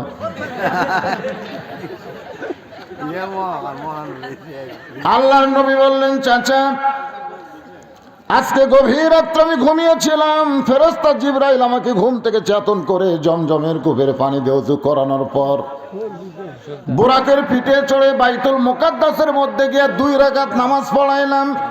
সেখান থেকে 7 আসমান পাড়ি দিয়ে আল্লাহর আরশে গেলাম। আল্লাহর সঙ্গে আমার মেরাজ হলো, আমি জান্নাত দেখলাম, জাহান্নাম দেখলাম। আল্লাহ আমাকে 5 ওয়াক্ত নামাজ দিল। জোরে কোন কয় ওয়াক্ত? এই 5 ওয়াক্ত নামাজের ফজরের নামাজ পড়ে আপনার সঙ্গে আমার দেখা হলো। আমার মনে হয় আল্লাহর সঙ্গে মেরাজ করার কারণে আমার চেহারায় একটা নূর আলো প্রকাশ পাচ্ছে। এই কারণেই সন্ধ্যাবেলায় আমায় যেমন দেখছেন, সকালবেলা তার চাইতে বেশি সুন্দর দেখতে পাচ্ছেন। আপনারা সুবহানাল্লাহ কছেন, আবু জেহেল সুবহানাল্লাহ কবে? আবু জেহেল বলতেছে আমি এতদিন জানতাম তুমি পাগল, কিন্তু আজকে দেখতেছি তুমি পুরো পাগল। নবী বললেন, চাচা আমাকে পাগল বলার কারণ? বলে তুই আল্লাহর কাছে গেছিলি কিনা, আল্লাহর সঙ্গে মেরাজ করছিস কিনা, তুই 7 আসমান পাড়ি দিয়েছিস কিনা, এগুলো জানার কথা আমার না। আমার জানার কথা হলো আমি জীবনে 2 বার বাইতুল মুকাদ্দাসে গেছি, যেখানে যাইতে লাগে 30 দিন, আসতে লাগে 30 দিন। আর তুই কইলে আজকে রাত্রিবেলা বাইতুল মুকাদ্দাসে নামাজ পড়াইছিস। এই গাঁজাখুরি কথা আমার কাছে বললি, আসলে তুই আর ভালো নাই, তুই পাগল হয়ে গেছিস। এই কথা বলে যখন আবু জেহেল রাস্তা নিয়েছে, নবী ডাক দে বলে, চাচা আমার যতবার ইচ্ছা পাগল বলেন, কিন্তু আপনি কোথায় যাবেন? আবু জেহেল বলতেছে, অনেক দিন থেকে আমি একটা ইস্যু খুঁজতেছিলাম। ইস্যুটা কি? যে আমি কিছুদিন হলো দেখতেছি কতগুলো মানুষ আমার বাড়ির দিকে থুতে দেয় আর তোর বাড়ির দিকে সালাম দেয়। আপনারা যারা হজ করছেন তারা দেখে আসছেন, আবুদের বাড়ি বর্তমানে হলো পায়খানা, এসবখানা, আর আল্লাহর নবীর বাড়ি হচ্ছে লাইব্রেরি। জোরে কোন সুবহানাল্লাহ। আমাকে একজন বলে যে হুজুর হাসিনা তো পলেই গেছে, দলবল সব পলাছে, সে হাসিনার বিরুদ্ধে কথা না বললে কি হয়? কারণ হাসিনা তো আপনাকে বাংলাদেশ দিয়েই গেছে, সেই পলানো হাসিনার কথা কেন বলেন আপনারা? আমি বললাম, ভাইজান তাহলে আবু জেহেল তো মরেই গেছে। আমরা বদরের প্রান্তরে গিয়ে আবু জেলের কবরে পাথর মারি কেন, আর মক্কাতে গেলে আবু জেলের বাড়ির পায়খানা করি কেন? কারণ আবু জেহেল যেমন খারাপ ছিল, তার চাইতে 100 গুণ বেশি খারাপ ছিল হাসিনা। জোরে কোন কথা ঠিক কি না? যতদিন মুসলমান থাকবে ইমানের বলে বলিয়ান হয়ে, ওয়াজের মধ্যে হাসিনার কথা বলাই লাগবে। জোরে কোন কথা ঠিক কি না? ফেরাউনের কথা যেমন বলা লাগে, নমরুদের কথা যেমন বলা লাগে, ফ্যাসিস্ট হাসিনার কথাও তেমন বলা লাগবে। কারণ হাসিনা তো মুসলমান না, ওই যেখানকার মাল সেখানে চলে গেছে। জোরে কোন কথা ঠিক কি না? কি বুঝতেছেন? মাঝে মধ্যে 2-1টা না দিলে তো শরীর গরম হবে না রে বা। তবে আমি খুব একটা বেশি বলবো না, কারণ আজকে রজব চাঁদে এর নামাজ সম্পর্কে মসজিদের উন্নয়ন কাকে বলে, মসজিদ ছাদ ঢালাই দিলে উন্নয়ন হয় না কি করলে হয়, সে জিনিসটা আপনাদের সামনে তুলে ধরব। আবু জেহেল বলতেছে, তখন থেকে ইস্যু খুঁজতেছিলাম, আমার বাড়িতে থুতু দেয়, তোর বাড়িতে সালাম দেয়, আমার বাড়ির পাশে তোর বাড়ি থাকলে হবে না, এখান থেকে তোকে বের করে দেওয়া লাগবে। একটা ইস্যু খুঁজতেছিলাম কিন্তু পাচ্ছিলাম না। আজকে পাগল বানায় মক্কা ছাড়া তোকে করতে চাই। এই বলে আবু জেহেল এক দৌড়ে আবু বকরের বাড়ির দরজায়, আল্লাহ নবীর 1 নম্বর ছাত্র, জোরে কোন সুবহানাল্লাহ, দরজায় গিয়ে ডাক দিচ্ছে, আবু বকর।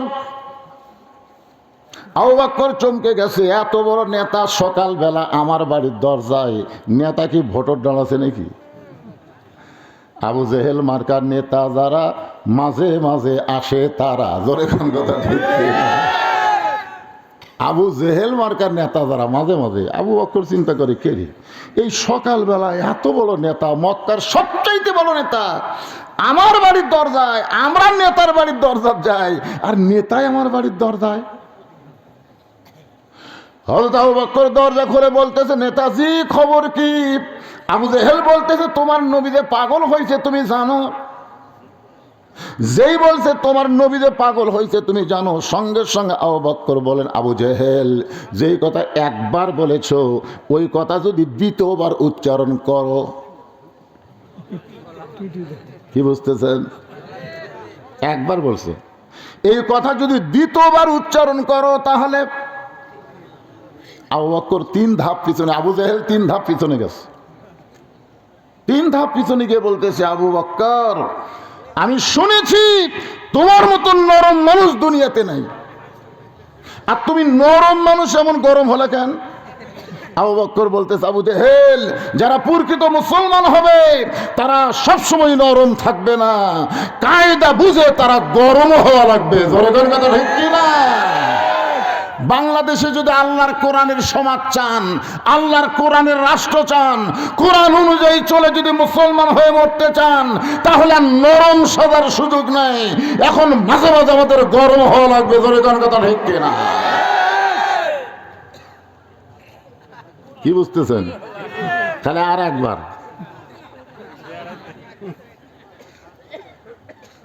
আবু বকর বলে, আবু জেহেল তুমি যেই কথা বলেছো এই কথা যদি আর একবার বলো। আবু জেহেল বলতেছে, আবু বকর তুমি না শুনেই এত গরম হলে কেন? তুমি কি জানো তোমার নবী আজকে রাত্রিবেলা বোরাকের পিঠে চড়ে বাইতুল মুকাদ্দাসে, যেখানে যাইতে লাগে 30 দিন, আসতে লাগে 30 দিন, সেই বাইতুল মুকাদ্দাসের মধ্যে 2 রাকাত নামাজ পড়ানোর পরে 7 আসমান পাড়ি দিয়ে আল্লাহর আরশে গেছে। আল্লাহ পাকের সঙ্গে দেখা করে আল্লাহ নাকি 5 ওয়াক্ত নামাজ দিয়েছে। আর সেই নামাজ নিয়ে দুনিয়াতে এসে সকালবেলা আমার সঙ্গে দেখা করে এই গাঁজাখুরি গল্প বলেছে। এখন বলো তো সে কি মাথা ঠিক আছে? সঙ্গে সঙ্গে আবু বকর বলে, আবু জেহেল এই কথা যদি আল্লাহর নবী বলে থাকে তাহলে এক বিন্দু মিথ্যা বলে নাই। আবু জেহেল বলতেছে, আমার সকালটাই মাটি রে। চিন্তা করে দেখেন, আপনারা আল্লাহর কোরআনের মাহফিল আইছেন, সেই কোরআন থেকে যে কথাগুলো বলা হবে এই কথাগুলোর মধ্যে যদি সামান্য সন্দেহ পোষণ করেন তাহলে মুসলমানের ঘরে জন্ম নিয়ে মুসলমান হয়ে মরা যাবে না। আমল করেন বা না করেন, কোরআনকে বিশ্বাস করতে হবে। কুল জাল হাক্কু ওয়া যাহাকাল বাতিল ইন্নাল বাতিলা কানা যাহুকা। বিশ্বাস করেন? কারা কারা বিশ্বাস করেন? 2 হাত তোলা, আল্লাহকে দেখান তো। লিল্লাহি তাকবীর। হাত নামান। আর একবার স্লোগান হবে, আল কোরআনের আলো। মাশাআল্লাহ, এইটুকু বললেই হবে। সব জায়গার মধ্যে সব কিছু আছে না নাই? আলহামদুলিল্লাহ। আমার মামা যে কথাগুলো বললেন, আসলেই আগেকার মুরব্বীরা তাদের ছেলেদেরকে সব শিক্ষার আগে কোরআনের শিক্ষা দিতেন, কিন্তু এখনকার বাবারা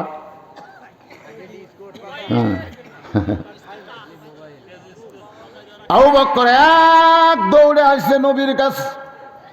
আবু জেহেলের কথা শুনে আবু বকরের কোনো সন্দেহ হয়নি, বরং বিশ্বাস করে এক দৌড়ে নবীর কাছে এসে দেখে আল্লাহ নবী কাবা হেলান দিয়া কাঁদতেছে। আবু বকরের রুমাল দিয়া নবীর চোখের পানি মুছে দিয়ে বলে, ইয়া রাসূলুল্লাহ আজকে এত খুশির দিনে আপনি এমন করে কেন কাঁদতেছেন? ওগো আল্লাহর নবী, এত খুশির দিনে এমন করে আপনি কেন কাঁদতেছেন? এই বছরে আপনার চাচা আবু তালেব মারা গেছে, এই বছর আপনার দরদের বিবি খাদিজা মারা গেছে, এই বছরে তায়েফের ময়দানে গিয়া আপনি রক্তাক্ত হলেন, আর সেই বছরে আপনি আল্লাহর আরশে গেলেন, আল্লাহর সঙ্গে আপনার দেখা হলো, আল্লাহ আপনাকে 5 ওয়াক্ত নামাজ দিল। এই খুশির দিন এমন করে কেন কাঁদতেছেন? নবী বলে, আবু বকর এই খবর তোমাকে কে দিয়েছে? এই খবর তোমাকে কে দিল? বলে, আবু বকর এই খবর, আবু জেহেল এই খবর আমাকে দিল। আল্লাহ নবী বলে, আবু বকর এই খবর কি তোমার বিশ্বাস হয়? আবু বকর বললেন, সাদ্দাকতা ইয়া রাসূলুল্লাহ, এক বিন্দু মিথ্যা নয়। সঙ্গে সঙ্গে নবী এক টানে আবু বকরকে বুকের মধ্যে নিয়ে বলে, আবু বকর আবু জেহেল আমাকে যখন থেকে পাগল বলে এখান থেকে চলে গেছে, তখন থেকে আমার চোখ দিয়ে দর দর করে পানি পড়তেছে, আর তোমার সাদ্দাকতা শব্দ শোনার সঙ্গে সঙ্গে আমার সমস্ত কষ্ট আল্লাহ দূর করে দিয়েছে। আল্লাহ বলে, হাবিব আপনার আবু বকর সাদ্দাকতা বলার সঙ্গে সঙ্গে আমি আল্লাহ তাআলা আসমান থেকে তাকে সিদ্দিক ডিগ্রি দিয়ে দিলাম। চারিদিক থেকে যে কয়েকজন সাহাবী সব নবীর কাছে এসে হাজির। ওগো আল্লাহ নবী, আমরা শুনতে পাইলাম আল্লাহ নাকি আপনাকে 5 ওয়াক্ত নামাজ দিছে, আপনি নাকি আল্লাহর আরশে গেছিলেন, আল্লাহর সঙ্গে আপনার মেরাজ হয়েছে, আপনি জান্নাত জাহান্নাম দেখছেন, আপনি বাইতুল মুকাদ্দাসের মধ্যে 2 রাকাত নামাজ পড়াইছেন। আল্লাহ রাসূল বলে, তোমাদের মনের খবর কি? বলে, আমরা সবাই বিশ্বাস করেছি। জোরে কোন সুবহানাল্লাহ। হুজুর আপনি একটু বলেন তো, আল্লাহর সাথে আপনার কেমনে সাক্ষাৎ হলো? মানে সাক্ষাৎ তো হয়েছে এটা বিশ্বাস করি, কিন্তু সাইজটা কীরকম? তো রাসূল এভাবে হাত দেখালেন, আমার দিকে তাকান, এভাবে তীর ধনুক আপনারা দেখেন না, এই ধনুক, এই ধনুকের মতো এক পাশে লা ইলাহা ইল্লাল্লাহ, আর এক পাশে আমি মুহাম্মাদুর রাসূলুল্লাহ। ওমর ফারুক বললেন, ইয়া রাসূলুল্লাহ এই নামাজ পড়লে কি হবে? যে নামাজ আল্লাহ আপনাকে দিল, এই নামাজ পড়লে আমাদের হবেটা কি? আল্লাহ তাআলা বললেন, ইন্নাস সালাতা তানহা আনিল ফাহশাই ওয়াল মুনকার, একমাত্র নামাজই পারবে মানুষকে যাবতীয় খারাপি থেকে বাঁচায় দিতে। আমি সংক্ষেপে এটা একটু একটু বন্ধ করে দিয়ে একটা কথা বলতেছি। এই যে বছর রাসূল মেরাজ করেছিলেন এটা হলো নবুয়তের 10ম বছর। যেরকম কত বছর? এরপরেও কিন্তু নবী 3 বছর মক্কাত ছিলেন, কিন্তু নামাজ কায়েম করতে পারেন নাই। আল্লাহ যেখানেই নামাজের কথা বলেছেন, কোরআনের প্রথমেই দেখেন আল্লাহ বলতেছেন জালিকাল কিতাবু লা রাইবা ফি হুদাল লিল মুত্তাকিন আল্লাযীনা ইউমিনুনা বিল গায়বি ওয়া ইউকিমুনাস সালাহ। কি বুঝতেছেন? ওয়া ইউকিমুনাস সালাহ। কোরআনের এখান থেকে শুরু সর্বমোট 82 জায়গা। জোরে কোন কয় জায়গা? এ কথা বলা লাগবে। 82 জায়গায় আল্লাহ নামাজ কায়েমের কথা বলেছে। এক জায়গাও আল্লাহ বলেনি যে নামাজ পড়ো, একটা জায়গাতেও আল্লাহ বলেনি নামাজ পড়ো। কিন্তু নামাজ পাওয়ার পরে কায়েমের আয়াত নবীর উপর নাজির হচ্ছে, কিন্তু আল্লাহ নবী নামাজ কায়েম করবার পারতেছে না। 3 বছর নবী নামাজ পাওয়ার পরে গোপনে গোপনে নামাজ পড়িছেন, নামাজ কায়েম করতে পারেননি। নবী বললেন আল্লাহ আপনি সবসময় খালি বলেন আকিমুস সালাত, নামাজ কায়েম করো, কিন্তু আমরা তো কায়েম করে পারতেছি না। আল্লাহ বললেন হাবিব আপনি মক্কাতে আসলেই নামাজ কায়েম করতে পারবেন না, কারণ মক্কাতে আপনি হলেন ইমাম আর আবু জেহেল হলো নেতা। মক্কাতে আবু জেহেল কি? আমাদের বাংলাদেশে যারা নেতা তারা হলো আবু জেহেলের মতন। জোরে কোন কার মতন? কথা বলা লাগে ভাই জান। আবু জেহেলের মতন নেতা। আর মসজিদের ইমাম হলো আল ওলামা ওয়ারাসাতুল আম্বিয়া, নবীদের ওয়ারিস আলেমেরা। এ দেখ আলেম বসে আছে মসজিদের ইমাম, মসজিদের মেম্বরত বসে যে খুতবা দিবি, খুতবা দেওয়ার আগে তো কিছু বাংলা কথা বলা লাগবে, তাছাড়া আরবি তো আপনার বুঝবেন না। কারণ খুতবার মধ্যে সুদের বিরুদ্ধে ওয়াজ আছে, ঘুষের বিরুদ্ধে ওয়াজ আছে, বেপরদার বিরুদ্ধে ওয়াজ আছে। ইমাম সাহেব আগে চারিদিকে তাকায়, কি করি রে, আমার কেশিয়ারই সুদ খায়, সভাপতি সাহেব বড় চাকরি করে ঘুষ খায়, একটা মুসল্লির বইয়ের পর্দা নেই। এখন খুতবার বাংলা বলবার গেলেই কেশিয়ার সভাপতি সমস্ত মুসল্লি বাদ দেবে, এই নেতা বাদ দে, ইমাম বাদ দে, এটা চলবে না, এটা আমাদের বিরুদ্ধে ওয়াজ করে।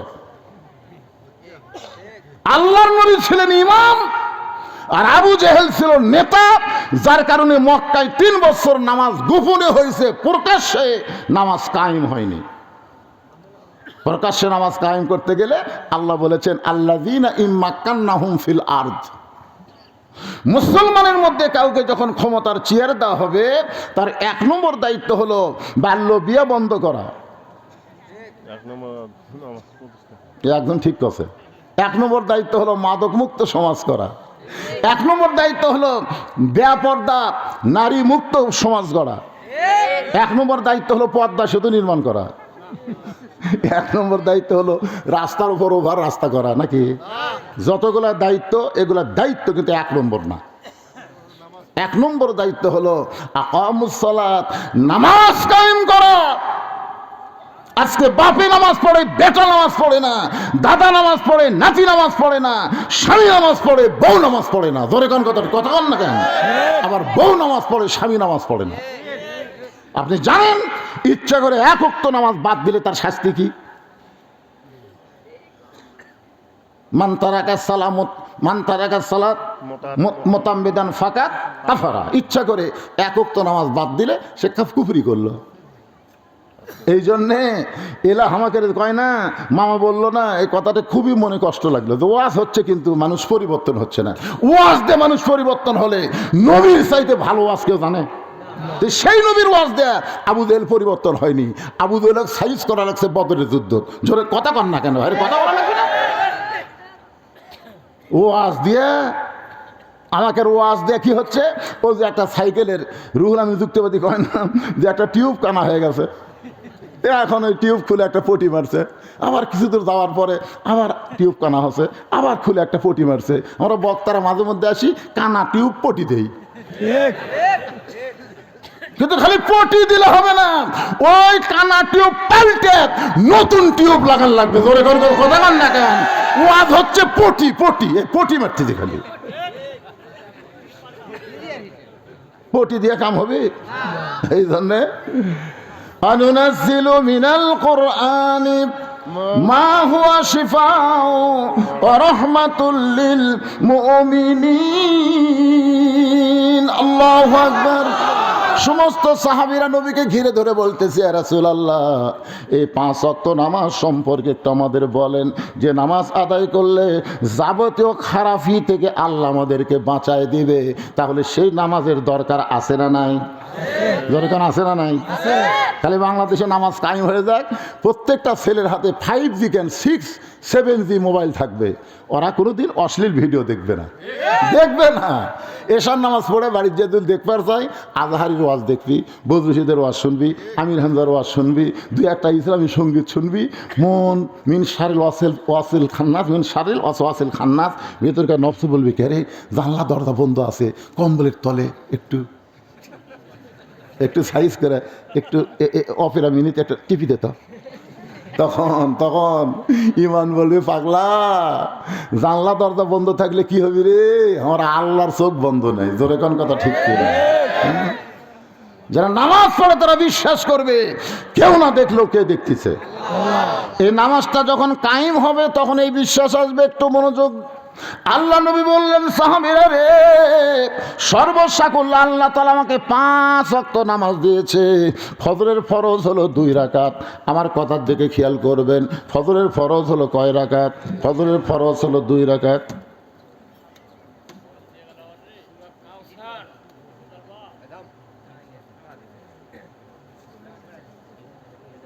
আচ্ছা ঠিক আছে। কে যেন লেখা দিছে যে বেগম জিয়া তারেক জিয়ার কাছে গেছে, এখন বহুদিন পর মা আর ছেলের সাক্ষাৎ হয়ে গেছে। চরম একটা নির্যাতন করেছে বেগম জিয়ার উপরে হাসিনা। জোরে কোন কথা ঠিক ঠিক কথাক্ষণ করেনি ভাইজান। এবং এতদিন পর তারেক জিয়ার সাথে মায়ের দেখা হয়েছে। এতদিন পরে মা ছেলের দেখা হলে কি হবে? আরে যদি বউটা ভালো থাকে, বেটার বউ যদি ভালো হয়, আর বউ যদি দাজ্জাল হয়, যাক সে ব্যাপারে কথা পরে বলতেছি। যেটা আমি বলতেছি একটার মধ্যে আর একটা ঢুকেন ঠিক না। এমনি তো আমার ওয়াজের মধ্যে মামা এসে ঢুকে যাওয়া হচ্ছে, ধরে কোন কথা ঠিক ঠিক। এখন আর নতুন করে কিছু ঢুকাও না বাবা, যেটা বলতেছি, কারণ রজব মাস, মসজিদের উন্নয়ন করবে মাহফিল, নামাজ আমাকে বোঝা লাগবে।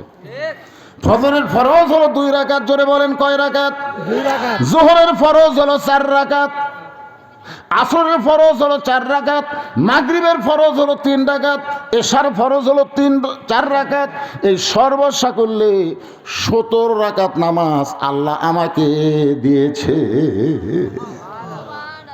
ফজরের আজান দেওয়ার 8 ঘন্টা পরে জামাত হবে। যোহরের আজান দেওয়ার 15 মিনিট পরে জামাত হবে। আসলে আজান দেওয়ার 15 মিনিট পরে জামাত হবে। এশার আজান দেওয়ার 15 মিনিট পরে জামাত হবে। কিন্তু মাগরিবের আজান দেওয়ার 15 মিনিট পরে যদি মুসল্লি আসে, খালি মসজিদ দেখবে, জামাত নাই। আপনার বলতো কারণ কি? 4 ওয়াক্ত নামাজের আজান দেওয়ার 8 ঘন্টা 15 মিনিট পরে এসে আমরা জামাত পড়ি, আর মাগরিবের আজান দিয়েই জামাত। কারণ কি? না জানলে কি সময় কমবে? না জানলে বলবেন জানি না, আরো জোরে। আপনারা বলেন তো, ফজর 2 হলেও জোর, যোহর 4 হলেও জোর, আসর 4 হলেও জোর, এশা 4 রাকাত ফরজ জোর, কিন্তু মাগরিব 3 রাকাত হলো জোর। কারণ কি? হ্যাঁ, আজকে জানেন, একটু মনোযোগ দিয়ে শুনুন, আজকে জানার দরকার আছে নাই। ওমর ফারুক বলেন, রাসূলুল্লাহ, এই মাগরিবের 3 রাকাত ফরজ নামাজ আজান দেওয়ার পরপরই কেন পড়া লাগবে? আর এই 3 রাকাত বেজোড় কেন হলো? এই নামাজ পড়লে আমাদের লাভটা কি? একটু মেহেরবানি করে বলেন। আল্লাহ নিয়ে বললেন, সাহাবীরা রে, আমার ওপর আল্লাহ যেই কোরআন নাজিল করেছে, এই কোরআনের মধ্যে একজন নবী আছে, যেই নবীর নাম হলো ইয়াকুব নবী। জোরে বলেন, নাম কি? ইয়াকুব নবী। যারা পারেন তারা আমার সঙ্গে একটু গুনগুন করে বলবেন, ইয়াকুব নবী বাস করিতেন কেনানে, সবার চাইতে ভালোবাসতেন ইউসুফকে। ইয়াকুব নবী 2টা বিয়ে করেছিলেন। দুই বইয়ের মাধ্যমে আল্লাহ তাআলা 12টা সন্তান দিয়েছিলেন। 2টা সন্তান খুবই ভালো আর 10টা সন্তান অত্যন্ত খারাপ। ইয়াকুব নবী আল্লাহর কাছে কান্দের বলে, আল্লাহ আমি নবী হয়ে জন্ম দিলাম, আমার 2টা সন্তান এত ভালো আর 10টা এত খারাপ কেন হলো? আল্লাহ বলে, ইয়াকুব তোমার যে 2টা সন্তান ভালো সেই 2টা সন্তানের মা ভালো, আর যে 10টা সন্তান খারাপ ওই 10টা সন্তানের মা খারাপ। সন্তান ভালো মন্দ বাপের কারণে নয়, সন্তান ভালো মন্দ হয় মায়ের কারণে। মাগরিবের 3 রাকাত নামাজ কেমনে পাইলাম, পড়লে লাভটা কি? এইটা নবী যখন শুরু করছেন এমন সময় আবু জেহেল গ্রুপ নিয়ে হাজির। ওই যে আবু বক্করের ধাক্কা খাচ্ছে, আর একবার যদি আপনারা মনে করতেছেন আবু জেহেল ভয়ে পড়ে গেছে,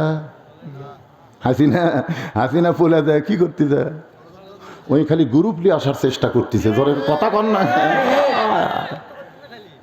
আপনি মনে করতেছেন হাসিনা ভারতের যে বসে আছে ওই খালি বাংলাদেশকে, এই তো বাংলাদেশ চায় না, বাংলাদেশের মাটি চাই, যা হোক বাংলাদেশকে ভারতের অঙ্গরাজ্য বানাবার চাই। জোরে কথা কন না কেন ভাই?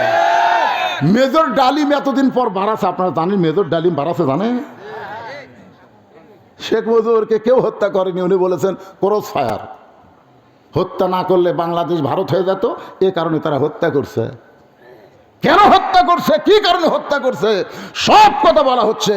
30 লক্ষ মানুষ শহীদ হয় নাই, মানুষ শহীদ হয়েছে মাত্র 3 লাখ। একজন নেতা চামচে নেতা বলেছে 3 লাখ না 30 লাখ, শেখ মুজিবুরকে 30 লাখ। বুঝলেন, সব গুমুর ফাঁস হচ্ছে ভাই। আসলে আওয়ামী লীগ যে মালটা কি রে, জনগণ হাড়ে হাড়ে টের পেচ্ছে। একটু মনোযোগ দিয়ে শুনবেন। আবু জেহেল গ্রুপ নিয়ে হাজির। আবু জেহেলের গ্রুপের মধ্যে একজন তেলতেলা গোয়েন্দার, তার নাম হলো আবু সুফিয়ান। জোরে কন, তার নাম কি?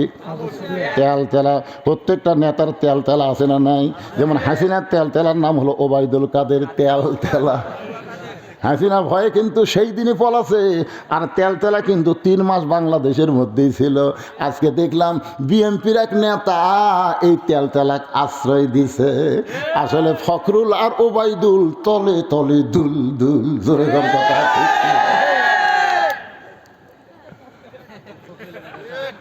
কি বুঝতেছেন? তেলতেলা বোঝেন? আয় হায় রে, মাজা ভাঙ্গা উঠতে পারে না, 3 জন ধরে তুলে দেয়, আর মাইক সামনে পাই কই খেলা হবে রে। খেলবার গেলে মাজাত বল থাকা লাগবে রে। তেলতেলা, এই আবু জেহেলের তেলতেলার নাম হলো আবু সুফিয়ান। জোরে বলেন নাম কি? আবু সুফিয়ান চিল্লায় বলতেছে, ও মুসলমানের নবী, তুমি যাই বলো মুসলমান বিশ্বাস করে, কিন্তু আমরা বিশ্বাস করি না। তুমি যাই বলো মুসলমান বিশ্বাস করে, কিন্তু আমরা বিশ্বাস করি না। এমন সময় হযরত ওমর ডেকে গেছে। আপনারা বলেন তো, আবু জেহেল আবু বক্করের দরজাত না যায় যদি ওমরের দরজাত যাইতো? আবু বক্কর খালি এইরকম করছে, উমর কি এইরকম করতো নাকি?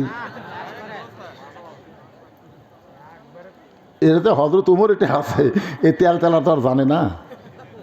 উমর লাভ ধরে বলতেছে, কাফের শয়তানেরা, আল্লাহর নবী আমাদেরকে 5 ওয়াক্ত নামাজের মধ্যে মাগরিবের নামাজ নিয়ে আলোচনা করতেছে, এখানে তোদেরকে ডাকছে কে?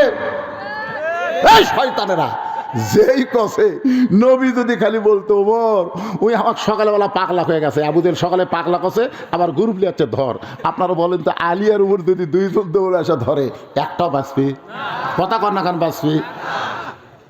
এমনি তোমর ফারুক যে রাগ করে খাড়া হচ্ছে, নবী উস্কা না দিয়ে নবী বললেন, এজলেস ইয়া ওমর, ওমর বস। এখান থেকে বোঝা গেল বাংলাদেশের ইসলামী দল করে, কোরআনের দল করে, তারা কোনো অন্যায় উস্কে দেয় না। যদি দিত 6 আগস্টে কোরআনের দলের কোন কর্মী বাংলাদেশের কোন দোকান, কোন বাড়ি কুচি লুট করে নাই। জোরে কোন কথা ঠিক না? যত দোকানপাট যা পুড়ে দিছে, লুট করছে, এলা কোন দল? নাম কওয়া লাগবে না, খালি ইশারা বাসট। আপনি দেখান তো যে হুজুর আপনাকে দলের একজন কর্মী আমার দোকানের থেকে মাল লেগেছে, বলেন বলেন। কারণ যারা রাসূলের দল করে, যারা কোরআনের দল করে, তারা নবীর সুন্নতকে অনুসরণ করে। জোরে কোন কথা ঠিক কি না? রাসূল যদি বলতো উমর ধর, একটাও বাঁচত না। জানেন এই যে 5ই আগস্টে হাসিনা পলে যাওয়ার পিছনে কারা? এই পলে যাওয়ার পিছনে কারা? এই যারা সমন্বয়ক, তারা এখন সব গুমর ফাঁস করে দিচ্ছে। এই পলানোর পিছনে হলো বাংলাদেশ জামাত ইসলাম আর ছাত্র শিবির। জোরে কোন কথা ঠিক কি না?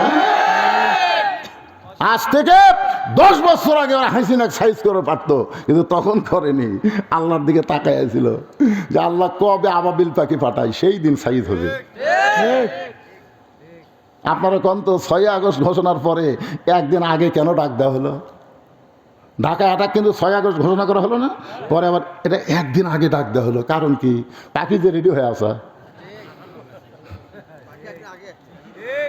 একটু মনোযোগ দিয়ে শুনবেন, শুধু মুখের ঠিক বললে হবে না। আজকে আল্লাহর কোরআন দিয়ে আপনাদের বাস্তব দেখাবার চাই। দেখবেন না ভাইজান? সব আমরা দেখব। আমাদের কোনো ক্ষমতা নাই। যখন মক্কা বিজয় হয়ে গেল, 10,000 সাহাবী, একটা সাহাবীর অস্ত্র লাগলো না। আল্লাহ কোরআনে সূরা নসর নাজিল করে বলে দিলেন, ইজা জা আনাসরুল্লাহি ওয়াল ফাত ওয়া রাআইতান নাসা ইয়াদখুলুনা ফি দীনিল্লাহি আফওয়াজা ফাসাব্বিহ বিহামদি রাব্বিকা ওয়াস্তাগফির ইন্নাহু কানা তাওয়াবা। আমার এলাকার যে কয়টা হিন্দু আছে, আমার এলাকার যে কয়টা হিন্দু, সব কয়টা হিন্দু আমার মাদ্রাসা যাচ্ছে, সব হিন্দু আছে। মুসলমানরা আসার আগে হিন্দু যাচ্ছে। ভাই আপনারা কেন? হুজুর আমরা আপনার দল কর্ম। সূরা নসর পড়ে দেখেন, পড়ে দেখেন। আগামীতে কোরআনের দলে আপনারা মুনাফিকি করলেও হিন্দুরা মুনাফিকি করবি না, ওরা জায়গা মতো সিল মারবি। জোরে কোন কথা ঠিক কিনা? আল্লাহর বান্দার একটু মনোযোগ দেন। একজন হিন্দু আমাকে বলতেছে, হুজুর আপনারা যে দুর্গা পূজার মূর্তি পাহারা দিলেন, আপনারা ইব্রাহিমের সন্তান, মিল্লাতা আবিকুম ইব্রাহিম হুয়া সাম্মাকুমুল মুসলিমিন, আপনাদের জাতির পিতা ইব্রাহিম মূর্তি ভাঙ্গা চুরমার করেছে, আর আপনারা হিন্দুদের মূর্তি পাহারা দিলেন। কেন দিলেন আমি জানি। আমি মনে করলাম হিন্দু বেন কি কয় রে। আমি বললাম, বাবা তুমি কি জানো? হিন্দু বলতে যে হুজুর আপনারা মূর্তি পাহারা দেন নাই, আপনারা গোপনে ষড়যন্ত্র পাহারা দিয়েছে। আপনারা গোপনে ষড়যন্ত্র পাহারা দিচ্ছেন যে অন্য কেউ মূর্তি ভাঙ্গা আপনাকে কান্দর যেন দোষ দেবার না পারে, এই জন্য আপনারা মূর্তি পাহারা দিচ্ছেন। আপনি কি মূর্তি পাহারা দিচ্ছে? আমি বললাম, একটা হিন্দু হয়ে তুই এত বুঝলি রে? হুজুর আমরা বুঝেছি হুজুর। সোনাল্লাহ কন্যা কথা কন্যা কে গোটা বাংলাদেশ ওয়াজ করতেছি, শুধু আপনাদের শেরপুর না। বাতাস এবার আসল দিকে বসছে। জোরে কোন কথা ঠিক কিনা? আজকে বুঝতেছেন না? খেলা হবে সাইজ মতো। জোরে কোন ঠিক? একটু মনোযোগ দিয়ে শুনবেন। আল্লাহ নবী উমরকে বাসায় দিলেন, বসো বসো, তোমার সঙ্গে কথা হচ্ছে না, আমার সাথে হচ্ছে। আতিউল্লাহ ওয়া আতিউর রাসূল, আল্লাহর আনুগত্য করো, নবীকে অনুসরণ করো। আমি নবী যেখানে দাঁড়িয়ে আছি, তুমি সেখানে উঠলে কেন? দেখেন, নবী উমরের পক্ষে না হয়ে, ওরে বাবা রে, বসো। ওমর ফারুক যখন বসে গেছে, আল্লাহ নবী 2 হাত বাড়ায় বললেন, আপনারা সম্ভ্রান্ত মানুষ, আপনারা আসেন, আপনাদের সাথে আমাদের কোনো শত্রুতা নাই, আপনারা বসেন। আমি নামাজ সম্পর্কে ওয়াজ করতেছি, কারণ সমস্ত ওয়াজের চাইতে নামাজের ওয়াজের গুরুত্ব কম না বেশি? যদি নামাজ আপনার না থাকে, লা সলাতা লা ইমানা, যার নামাজ নাই তার ইমান নাই। লা সলাতা লা দিনা, যার নামাজ নাই তার কোনো ধর্ম নাই। বাইনাল আবদি ওয়াল কুফরি তরকুস সালাত, বান্দা কাফের মধ্যে পৃথক করার জিনিসটার নাম হলো নামাজ। যারা নামাজ পড়বে তারা আল্লাহর বান্দা, আর যারা নামাজ পড়বে না তারা হলো কাফের। এই জন্য নামাজের গুরুত্ব কম না বেশি? বসেন। আবু সুফিয়ান বলতেছে, আমরা বসার জন্য আসি নাই। নবী বললেন, তাহলে কি জন্য আইছেন? বলে আমাদের নেতা দুইবার বাইতুল মুকাদ্দাস ভ্রমণ করেছে, যেখানে যাইতে লাগে 30 দিন, আসতে লাগে 30 দিন। আর তুমি কইলা আজকে রাত্রেবেলা নাকি বাইতুল মুকাদ্দাসে 2 রাকাত নামাজ পড়াইছো। নবী বলতেছেন অবশ্যই পড়াইছি। আবু সুফিয়ান বলতেছে নামাজ যদি 2 রাকাত পড়ায়া থাকো তাহলে আমাদের নেতার কথা মতো আমি জানতে চাই বাইতুল মুকাদ্দাসের দরজা জানলা কয়টা? বাইতুল মুকাদ্দাসের দরজা জানলা কয়টা সেইটা বলতে হবে। আল্লাহ নবী ছোট বাচ্চার মতন কাঁদতেছে। আবু বকর বলে ইয়া রাসূলুল্লাহ আপনি কাঁদেন কেন? রাসূল বলতেছে আবু বকর আমি শুধু বাইতুল মুকাদ্দাসে 2 রাকাত নামাজ পড়াইছি, আমি তো দরজা জানলা গুনবার যাইনি। আপনারা যে মসজিদে নামাজ পড়েন না ভাইজান, আপনাকে জামুরহাটে একটা কেন্দ্রীয় মসজিদ আপনি জোহরে নামাজ পড়লেন, একজন জিজ্ঞাসা করতেছে তুমি কি নামাজ পড়ছো? কয় সামনে কাতারে। আমার বিশ্বাস হয় না। তোমার বিশ্বাস কেমনে হবে বলো? আমার বিশ্বাস হবে তুমি যদি বলতে পারো মসজিদের মধ্যে ফ্যান কয়টা আছে। আপনারা বলেন তো ফ্যান গোনার জন্য মসজিদে যান না নামাজ আদায়ের জন্য যান? কথা বলেন না কেন ভাইজান? কেউ তো ফ্যান গোনার জন্য যায়। নবী যে 2 রাকাত নামাজ পড়াইছে, নবী কি দরজা জানলা গুনবার গেছে নাকি? নবী যখন দরজা জানলার কথা না বলে কাঁদতেছে, আবু বকর বলে ইয়া রাসূলুল্লাহ সকালবেলা আবু জেহেল আপনাকে একলা পাগল বলে গেছে, এখন গ্রুপ নিয়ে আইছে আপনাকে অপমান করার জন্যে। হুজুর আপনাকে এমন অপমান করবে আপনি কি সহ্য করতে পারবেন?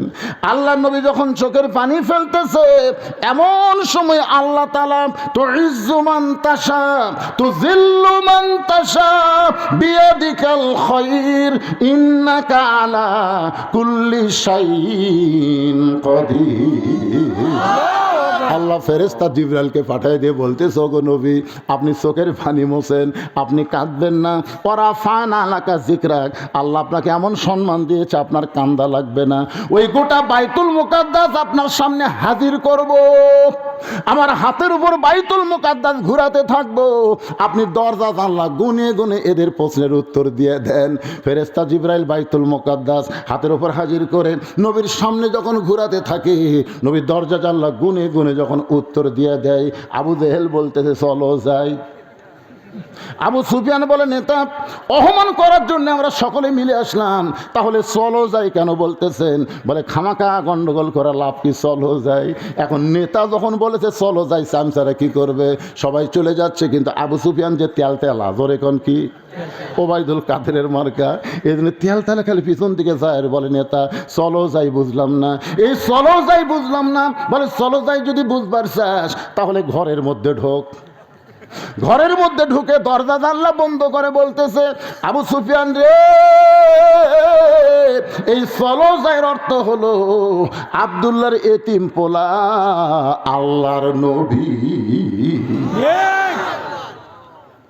আবু সুফিয়ান বলতেছে মাথা হাত দে, সর্বনাশ, যদি আল্লাহর নবী হয় তাহলে ঘরের মধ্যে কেন? বারে যায় আমি বলবো আব্দুল্লাহর এতিম পোলা আল্লাহর নবী, আপনি বলবেন ঠিক ঠিক। আবু জেহেল বলতেছে পাগলা, আল্লাহর নবী এটা আমি অনেক আগেই জানি রে, কিন্তু আমি মানি না। পথ মানবার গেলে আমার নেতৃত্ব থাকবি না। আজকে বাংলাদেশে আবু জেহেলের দল যারা করে তারা সবাই জানে আল্লাহর কোরআন সত্য, লাকাওয়াল মুলক লা শারিকা লাহ, জোরে কোন কথা ঠিক কিনা? সবাই জানে কিন্তু মানে না। মানবার গেলে ওরকে নেতৃত্ব চলবি না। কথা কন না কেন ভাই?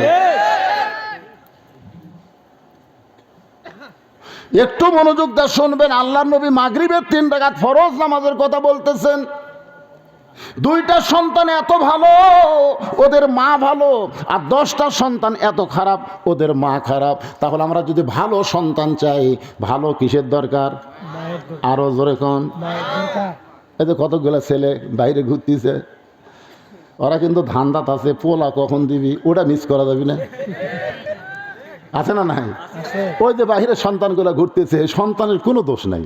উনি যখন মায়ের পেটে আসছিল, মা পেটত দিলে গোটা পাড়া ঘুরিছে, ওই পেটের মধ্যেই ঘোরণে পার কথা ভাইজান। হ্যাঁ, আজকে সন্তান, অনেক সন্তান নামাজ পড়ে না, অনেক সন্তান পড়ে, কারণ কি? মা পেটের সন্তান নিয়ে যখন নামাজ পড়েছে 4 মাসে 5 মাসের বাচ্চা পেটের মধ্যে যখন চাপা খাচ্ছে, ফেরেশতা বলে আল্লাহ দেখো তোমার বান্দি নামাজ পড়ার কারণে পেটের বাচ্চা কি হারে চাপ খাচ্ছে। আল্লাহ বলে ফেরেশতা সাক্ষী থাক, যে মা পেটে বাচ্চা নিয়ে নামাজ পড়তেছে ও মা শুধু নিজে নামাজ পড়তেছে না, পেটের বাচ্চাকেও নামাজি বানায় দিচ্ছে। পেটে বাচ্চা নিয়ে মা যখন রোজা করে কি মনে করতেছেন মা খালি একলা রোজা করে? মায়ের নারীর সাথে বাচ্চার খাওয়ার সম্পর্ক আছে না নাই? মাও খায় না, বাচ্চারা খাওয়ায় না। এক ছেলে আমাকে কয় হুজুর 11 মাস আমার খিদা কম, কিন্তু রোজার মাসে এতই খিদা লাগে।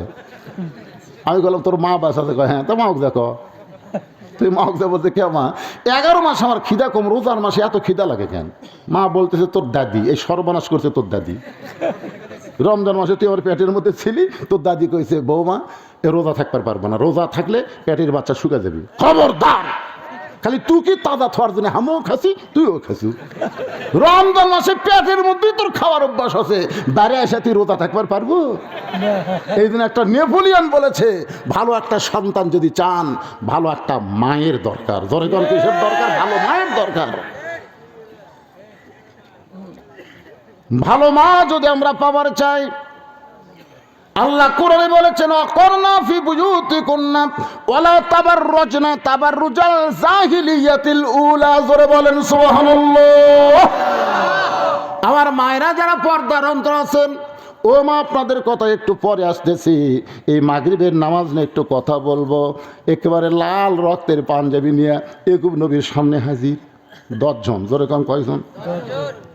ইয়াকুব নবী কয় বাবা কিসের পাঞ্জাবি? এ বাবা এটা ইউসুফের পাঞ্জাবি। বাবা বাঘ আসে ইউসুফকে খেয়ে গেছে বাবা, কিন্তু আমরা ইউসুফকে হেফাজত করে পারিনি, রক্ষা করে পারিনি বাবা, কিন্তু পাঞ্জাবি হেফাজত করছি বাবা। চিন্তা করে দেখেন, আল্লামা সাইদি হুজুর ধর্ষণ করছে, আল্লামা সাইদি হুজুর মানুষ খুন করছে, আল্লামা সাইদি হুজুর যুদ্ধ অপরাধী। খালি ছাড়িয়ে দিয়ে দেখলু না রে হাসিনা, খালি ছাড়িয়ে দিয়ে দেখলি না কেন? কোন দোষী মানুষ যখন বের হবে জনগণ তাকে জুতা পিটা করবে। আর আল্লামা সাইদি হুজুর 10 দিনের জন্য বের হলে মিজানুর রহমান আজারির চাইতো 10 গুণ মানুষ হবে। জনগণ কথা বলেন না কেন? ভালো মানুষকে বন্দি করে রাখলে দিন দিন তার সম্মান বাড়ে, আর খারাপ মানুষকে জেলখানায় বন্দি করলে দিন দিন মানুষ তাকে ভুলে যায়। এই কয়েকদিন পরে দেখবেন পলকের কথা আর কারো মনে থাকবে না। এই পলক আমি হেমদার কথা মানুষের মনে ভুলিছে না বাড়িছে? মামুনুল হকের কথা মানুষ মনে ভুলিছে না বাড়িছে? রক্ত মাখা জামানে বলতেছে বাবা বাঘে খাসে। বাবা জামাটা হাতে নিয়ে তাকায় দেখে বাঘে যদি ইউসুফরে খাইতো জামার অনেক জায়গায় ছেঁড়া ছুটা থাকতো, জামার কোনো জায়গায় ছেঁড়া নাই ছুটা নাই, শুধু রক্তমাখা। ওই রক্তমাখা জামা নিয়ে ইয়াকুব নবী ঘরের মধ্যে গিয়া আসল জায়গায় বিচার দিলেন। আসল জায়গা, জোরে কোন জায়গা? এই 15.5 বছর কোন জায়গা বিচার দিছে বোঝেন না? যখন হাসিনার দখলে হলো জজ কোর্ট, খালেদা জি একদিকে 5 বছর জেল দিল না, 5 বছর এতিমের মাল মারা খাওয়ার জন্য 5 বছর দিল। আপিল করলো 10 বছর হলো। আপিল করলে সাজা বাড়ে না কমে? কি কথা রে বারে, 5 বছর জেল হলো, আপিল করলো 10 বছর। তাহলে এই কোর্ট কি? এই কোর্ট কার কোর্ট? হাসিনার কোর্ট। ধরে কোন কার কোর্ট? জজ কোর্ট, হাইকোর্ট, সুপ্রিম কোর্ট। তাহলে সেই কোর্ট বিচার চায় কাম হবে? মানুষ গোপনে গোপনে কিন্তু আসল জায়গা বিচার দিছে। তোর বিচার আল্লাহ করবি রে, কয় না। যখন কোর্ট থেকে জামিন হয় না, হাতত হাত করা পড়ায়, হাই রে একটা আলিম ফোন না ডাকাত না রে, তাদেরকে ডান্ডা বেড়ে দেওয়া হয়েছে। ধরে কোন কথা ঠিক না? আসল জায়গায় বিচার দিছে ইয়াকুব নবী, আসল জায়গায় বিচার দিছে। মাবুদ আমার 10টা সন্তান ইউসুফের সঙ্গে ষড়যন্ত্র করতেছে, আমার ইউসুফ যেখানেই থাক না কেন আল্লাহ আল্লাহ তুমি ইউসুফকে হেফাজত করো। আমরা সবাই দোয়া করছি আল্লাহ আল্লাহ সাইদি হুজুর নির্দোষী, আল্লাহ তুমি জেলখানায় রাখছো সেখানেই তাকে ভালো রেখো। আপনারা কি দেখছেন ভাই, যেদিন জেলখানা থেকে তাকে হাসপাতালে নিয়ে যায় সেই দিন একটা হাসি দিছে, দেখছেন? এই হাসি কোনো অসুস্থ মানুষের হাসি না, এমন একটা হাসি দিল জনগণকে বুঝাই দিল আমি অসুস্থ না, আমাকে জোর করে তারা হাসপাতালে নিয়ে যাচ্ছে। এত দোয়ার পর ওই হাসপাতালে তাকে হত্যা করলো। জোরে কোন কথা ঠিক কিনা? বাবার দোয়া ইউসুফের জন্য আল্লাহ কবুল করেছে। বণিকেরা যাচ্ছে ব্যবসা করতে, তৃষ্ণা লাগছে, কূপের কাছে গিয়ে দেখে চাঁদের মতন একটা বাচ্চা পড়ে আছে, হাত পাও বান্ধা। ইউসুফকে কূপের মধ্যে থেকে তুলে সমস্ত ব্যবসায়ী বলল আমি নিব, আমি নিব, আমি নেব। সবাই যখন নিবার চায়, বণিকের সর্দার বলতেছে সবাই নিবার গেলে একে টুকরা টুকরা করে ভাগ করা লাগবে। বলে টুকরা নিয়ে আমরা কি করব? বলে তাহলে বাজারে বিক্রি করি, যে দাম হবে আমরা সবাই ভাগ করে নেব। আজিজ মিশর বউ জুলাইখা নিয়ে ঘুরতেছিল বাজারে, 1 লক্ষ স্বর্ণ মুদ্রা দিয়ে ইউসুফকে কেনা হলো। জুলাইখা সন্তান হিসেবে লালন পালন শুরু করে দিল। যখন ইউসুফ একটু যৌবন পাইছে, একটা পুরুষ মানুষ যখন যুবক হয় তখন কিছু সিমটম বোঝা যায়। ধরে কারণ যায় কি যায় না? পুরুষ মানুষের কথা আমি বলতেছি, কিন্তু কতগুলো পুরুষ বুড়া হয়ে যাচ্ছে তাও বুঝবার দিচ্ছে না। আমাকে একজন কইছে হুজুর আমার স্বামী এত সুন্দর, হুজুর আমার স্বামীকে নিয়ে যখন বাইরে যাই তখন খালি মেয়েরা আমার স্বামীর দিকে তাকিয়ে থাকে। তা আপনি একটা দোয়া শিক্ষা দেন তো, যে দোয়া পড়লে আমার স্বামীর দিকে কেউ তাকাবি না। কারণ আমি বউ, আমি আমার স্বামীকে দেখবো, পর নারীরা দেখবে কেন? আমি তখন বললাম মা কোনো দোয়া লাগবে না, তোমার স্বামী চাচা বানাও। যেই করছি চাচা বানাবার আমি বুঝবার না পারবো, হুজুর আপনি আলেম না আলেম কোন তো স্বামী কেউ চাচা, এই তো চাচা কবার করছি, তো চাচা বানাবার করছি। ওই স্বামীর হাত পাও ধরে এখন দাঁড়িয়ে 4 আঙ্গুল হয়ে গেছে। স্বামীগুলো রাস্তার যায়, একটা মেয়ে মানুষ আর স্বামীর দিকে তাকায় না। যদি কেউ ভুল করে তাকায় সালাম দেয়, বলে চাচা কেমন আছেন। এখন বইয়ের সামনে স্বামীকে যদি কেউ চাচা কয় তখন বইয়ের মনে কোনো খারাপ চিন্তা হয় না? রে আমার স্বামী চাচা করছে, আমার স্বামীর সাথে কোনো লাইন মারার টাইম পাবি না। ও মা মায়েরা রে, যারা পর্দার মধ্যে আছেন শোনেন, পুরুষ মানুষের 1 নম্বর চিহ্ন হলো তার দাড়ি মোছ। জোরে কোন কথা ঠিক কিনা? কথা বলে এমন ভাবে কামায় মনে হয় জীবনে ওঠেনি। বউ বলতেছে আসো তোমাকে একটা ভেলকি দেখায়। স্বামী বলে কি? ড্রেসিং টেবিলের সামনে গিয়ে বলতেছে তোমার মুখ আর আমার মুখ একই মুখ, তোমারও দাড়ি মোছ নাই আমারও দাড়ি মোছ নাই। বউ বলতেছে আল্লাহ যদি আমাকে দাড়ি দিত। স্বামী এই মেয়ে মানুষের কোনদিন দাড়ি হয়? বউ এই মরদ, মরদ মানুষ কোনদিন দাড়ি চাচা হয়? তুমি মরদ আমি মেয়ে একটা চিহ্ন নেই। আপনারা অনেকগুলো ইচ্ছা করে চাইছে ওল মুখা হয়ে থাকেন, কে বা শরম লাগে না? মেয়ে মানুষের ঢপলে থাকেন, কি মন খারাপ করতেছে? ইউসুফের যখন যুবকের চিহ্ন প্রকাশ পাইছে, সঙ্গে সঙ্গে জুলাইখা এতদিন মা হয়ে সন্তানের মতো লালন পালন করেছে। এবার মিনশারিল ওয়াসওয়াসিল খান্নাস, এই নফস বলে জুলাইখা তোর আজিজ মিশর বুড়া হয়ে গেছে, ইউসুফ তরতাজা যুবক, এই যুবক ইউসুফের কাছে একবার যা, তোর মনের বাসনা পুরা কর। বাজান বহু চেষ্টা করে ইউসুফকে যখন বাগাতে পারে নাই, অন্দর মহলে নিয়ে গিয়ে সমস্ত দরজা বন্ধ করে জুলাইখা যখন ইউসুফকে ধরতে চায়, এমন সময় ইউসুফ বলতে জুলাইখা ইন্নী আখাফুল্লাহ, আমি আল্লাহকে ভয় করি। ধরে কর সুবহানাল্লাহ। জুলাইখা বল সমস্ত দরজা জানলা বন্ধ, কেউ দেখবে না। ইউসুফ বলতেছে যেখানে কেউ দেখে না সেখানে আমার আল্লাহ দেখে। জোরে কর না গান ঠিক কথা বলেন ঠিক। জুলাইখা বলে পারবা না, সব দরজার তালা লাগায় চাবি আমার হাতত। নাসরুম মিনাল্লাহি ফাতুন করিব ওয়াবাশশিরিল মুমিনিন। কি মনে করতেছেন ভারত যদি বলে বাংলাদেশ পারবে না? 3 দিকে আমরা ভারত, একদিকে সাগর। আপনার কোন তো পারবো না? পারবো না। 3 দিকে ফেরাউনের সৈন্য, একদিকে সাগর। ফেরাউন বলে মুসা পলাবি কোন দিক দিয়ে? সামনে খালি সাগর, আর 3 দিকে আমরা লাঠি সরালে পলাবো কোন দিক দিয়ে? মুসা বলে আল্লাহ আমি তো তোমার দিকে তাকাই আছি, আমি সাগরের দিকে এখনো তাকাইনি। আল্লাহ কয় লাঠি হাতত নাই।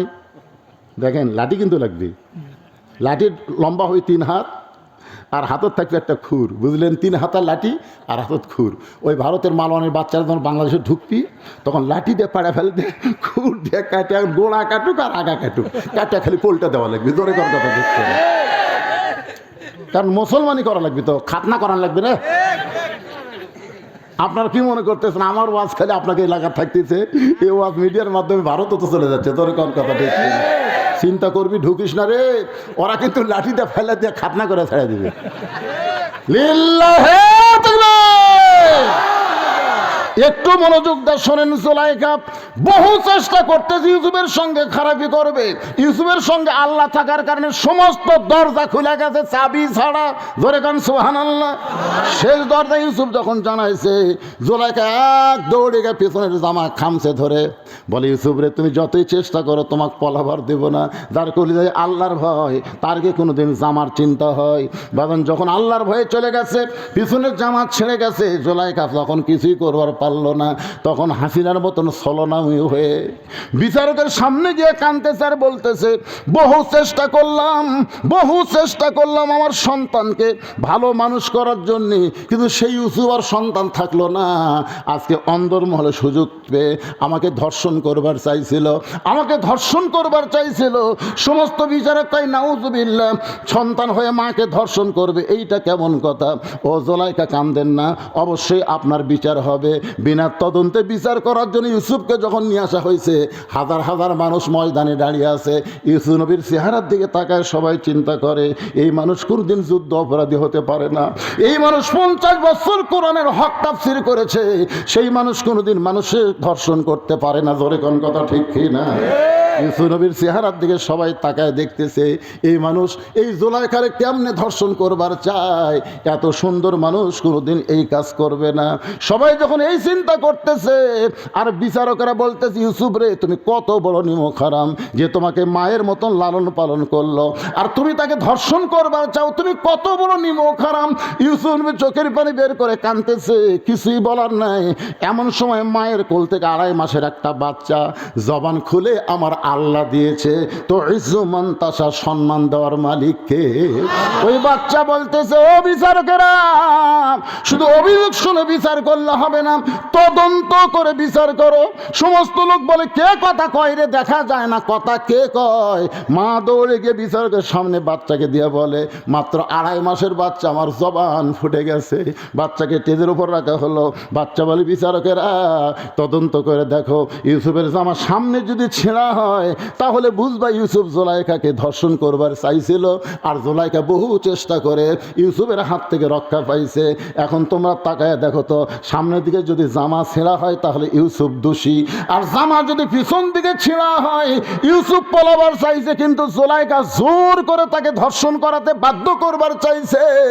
সমস্ত বিচারক জামা তদন্ত করে দেখে, সামনে ছেঁড়া তো দূরের কথা, একটা ময়লাও পর্যন্ত লাগে নাই, আর পিছন দিকে তাকায় দেখে জামা ছেঁড়া।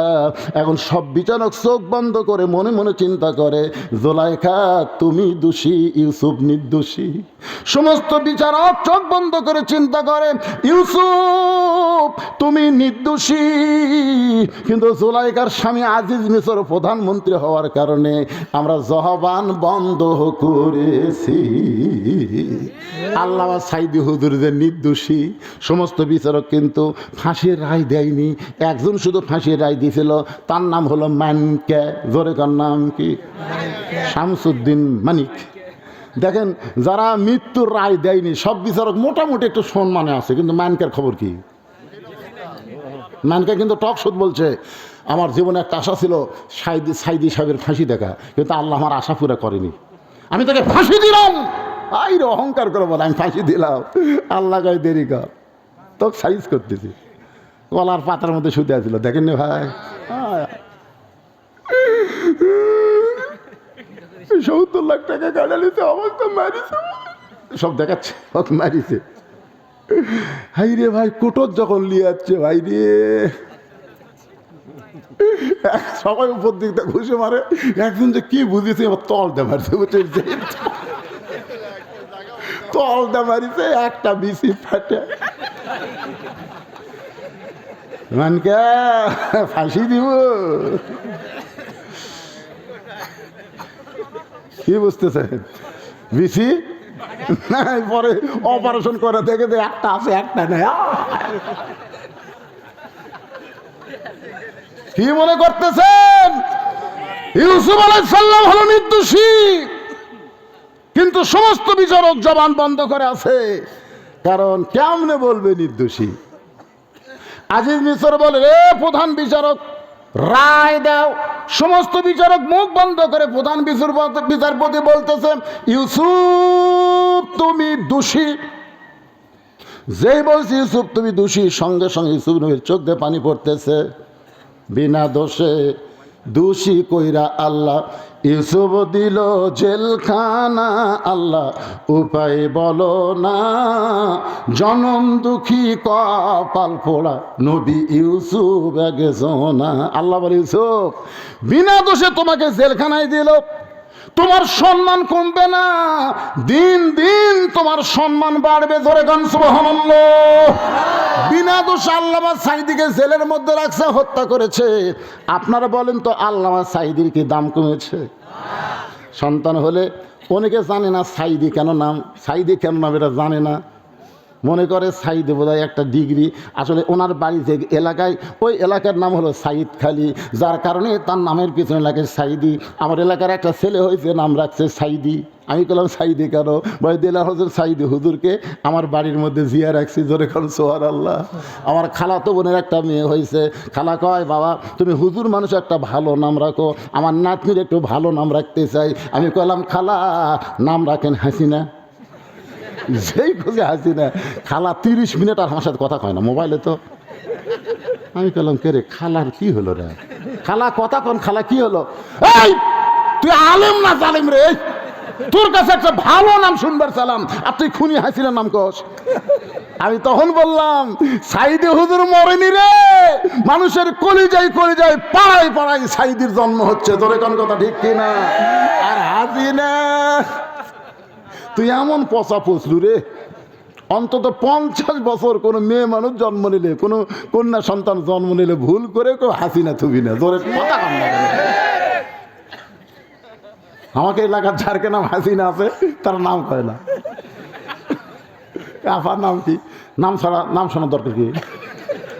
পরে দরকার কেন নাম কয় না, কে নাম হাসিনা, গজব পড়িছে, এখন হাসিনার বলবি না।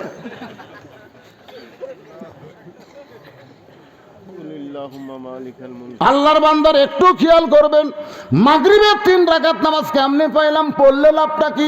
এরপরে ফজরের 2 রাকাত নামাজ পড়লে লাভ কি? এরপরে 4.5 রাকাত নামাজ পড়লে লাভ কি? আমি আপনাদের সামনে ওয়াদা দিয়ে দিলাম, আজকে নামাজের সব ওয়াজ করবো। এতে যদি রাত 1টা বাজে কোনো সমস্যা নাই। ঘড়ির দিকে তাকায় দেখেন 8:30 বাজে, অনেকদিন পরে আইছি ভাইজান। কিন্তু এরা আমার উপর একটা দায়িত্ব দিতে, হুজুর আপনি যত ওয়াজ করেন অন্তত 10টা মিনিট আমাদের মসজিদের জন্য একটু আদায় করবেন। আপনারা কেউ ওটা বসে করবেন না, মাত্র 10টা মিনিট নামাজের ওয়াজ হচ্ছে। যে নামাজ আমরা কায়েম করবো আল্লাহর ঘর মসজিদে। আমার মামা খোকা সাহেব বলেছেন, মসজিদ কার ঘর? আরো জোরে ঘর, মসজিদ কার ঘর? আপনারা কি বলবেন? হুজুর এই যে দেখতেছেন, এরা আমার বাড়ি। হুজুর এই বাড়ির সাইডে যেটা দেখতেছেন এরা আমার, এই সাইডে যে বাড়ি আমার ভাইয়ের, এই সাইডে আমার বাপসা স্যার, এ যত জমি পুকুর পুষ্কর দেখতেছেন এরা সবগুলো আমাদের। তো সবাই যদি তোমাকে হয় মসজিদ আল্লাহর, আল্লাহর দেখবার গেলে চলেন তো মসজিদের সামনে যা বলতে, হুজুর এখানেও আল্লাহর কিছু ছিল না, আমার চাচা 10 শতক আল্লাহ দান করছে, আর আমরা টাকা দিয়ে আল্লাহ ঘর বানা দিচ্ছি। ফেরেশতাকে আল্লাহ, এই দেশের নাম কি? এই দেশের নাম বাংলাদেশের। ওই দেশে আমার চাইতে গরিব কেউ নাই রে। এখন সে আল্লাহর ঘর, আপনাদের ঘরের উপর ছাদ আছে, ঘরের উপর টিন আছে, ঘরের উপর সব কিছু আছে, আর আল্লাহর ঘরে খালি কলম তুলে হচ্ছেন, ছাদ নাই। এখন আল্লাহ ছাদ দিবার গেলে, মসজিদে ছাদ দিবার গেলে কারা কারা দিবেন একটু আমি অত ফজিলত বয়ান করে পারবো না। ঘর খালি আল্লাহর, আপনি আল্লাহর ঘরে দিবেন, আল্লাহ আপনাকে জান্নাতে একটা ঘর দিয়ে দিবে। এইটুকু বিশ্বাস করে কোন আল্লাহর বান্দা 10,000 টাকা, কোন আল্লাহর বান্দা 20,000 টাকা, কোন আল্লাহর বান্দা 10 বস্তা সিমেন্ট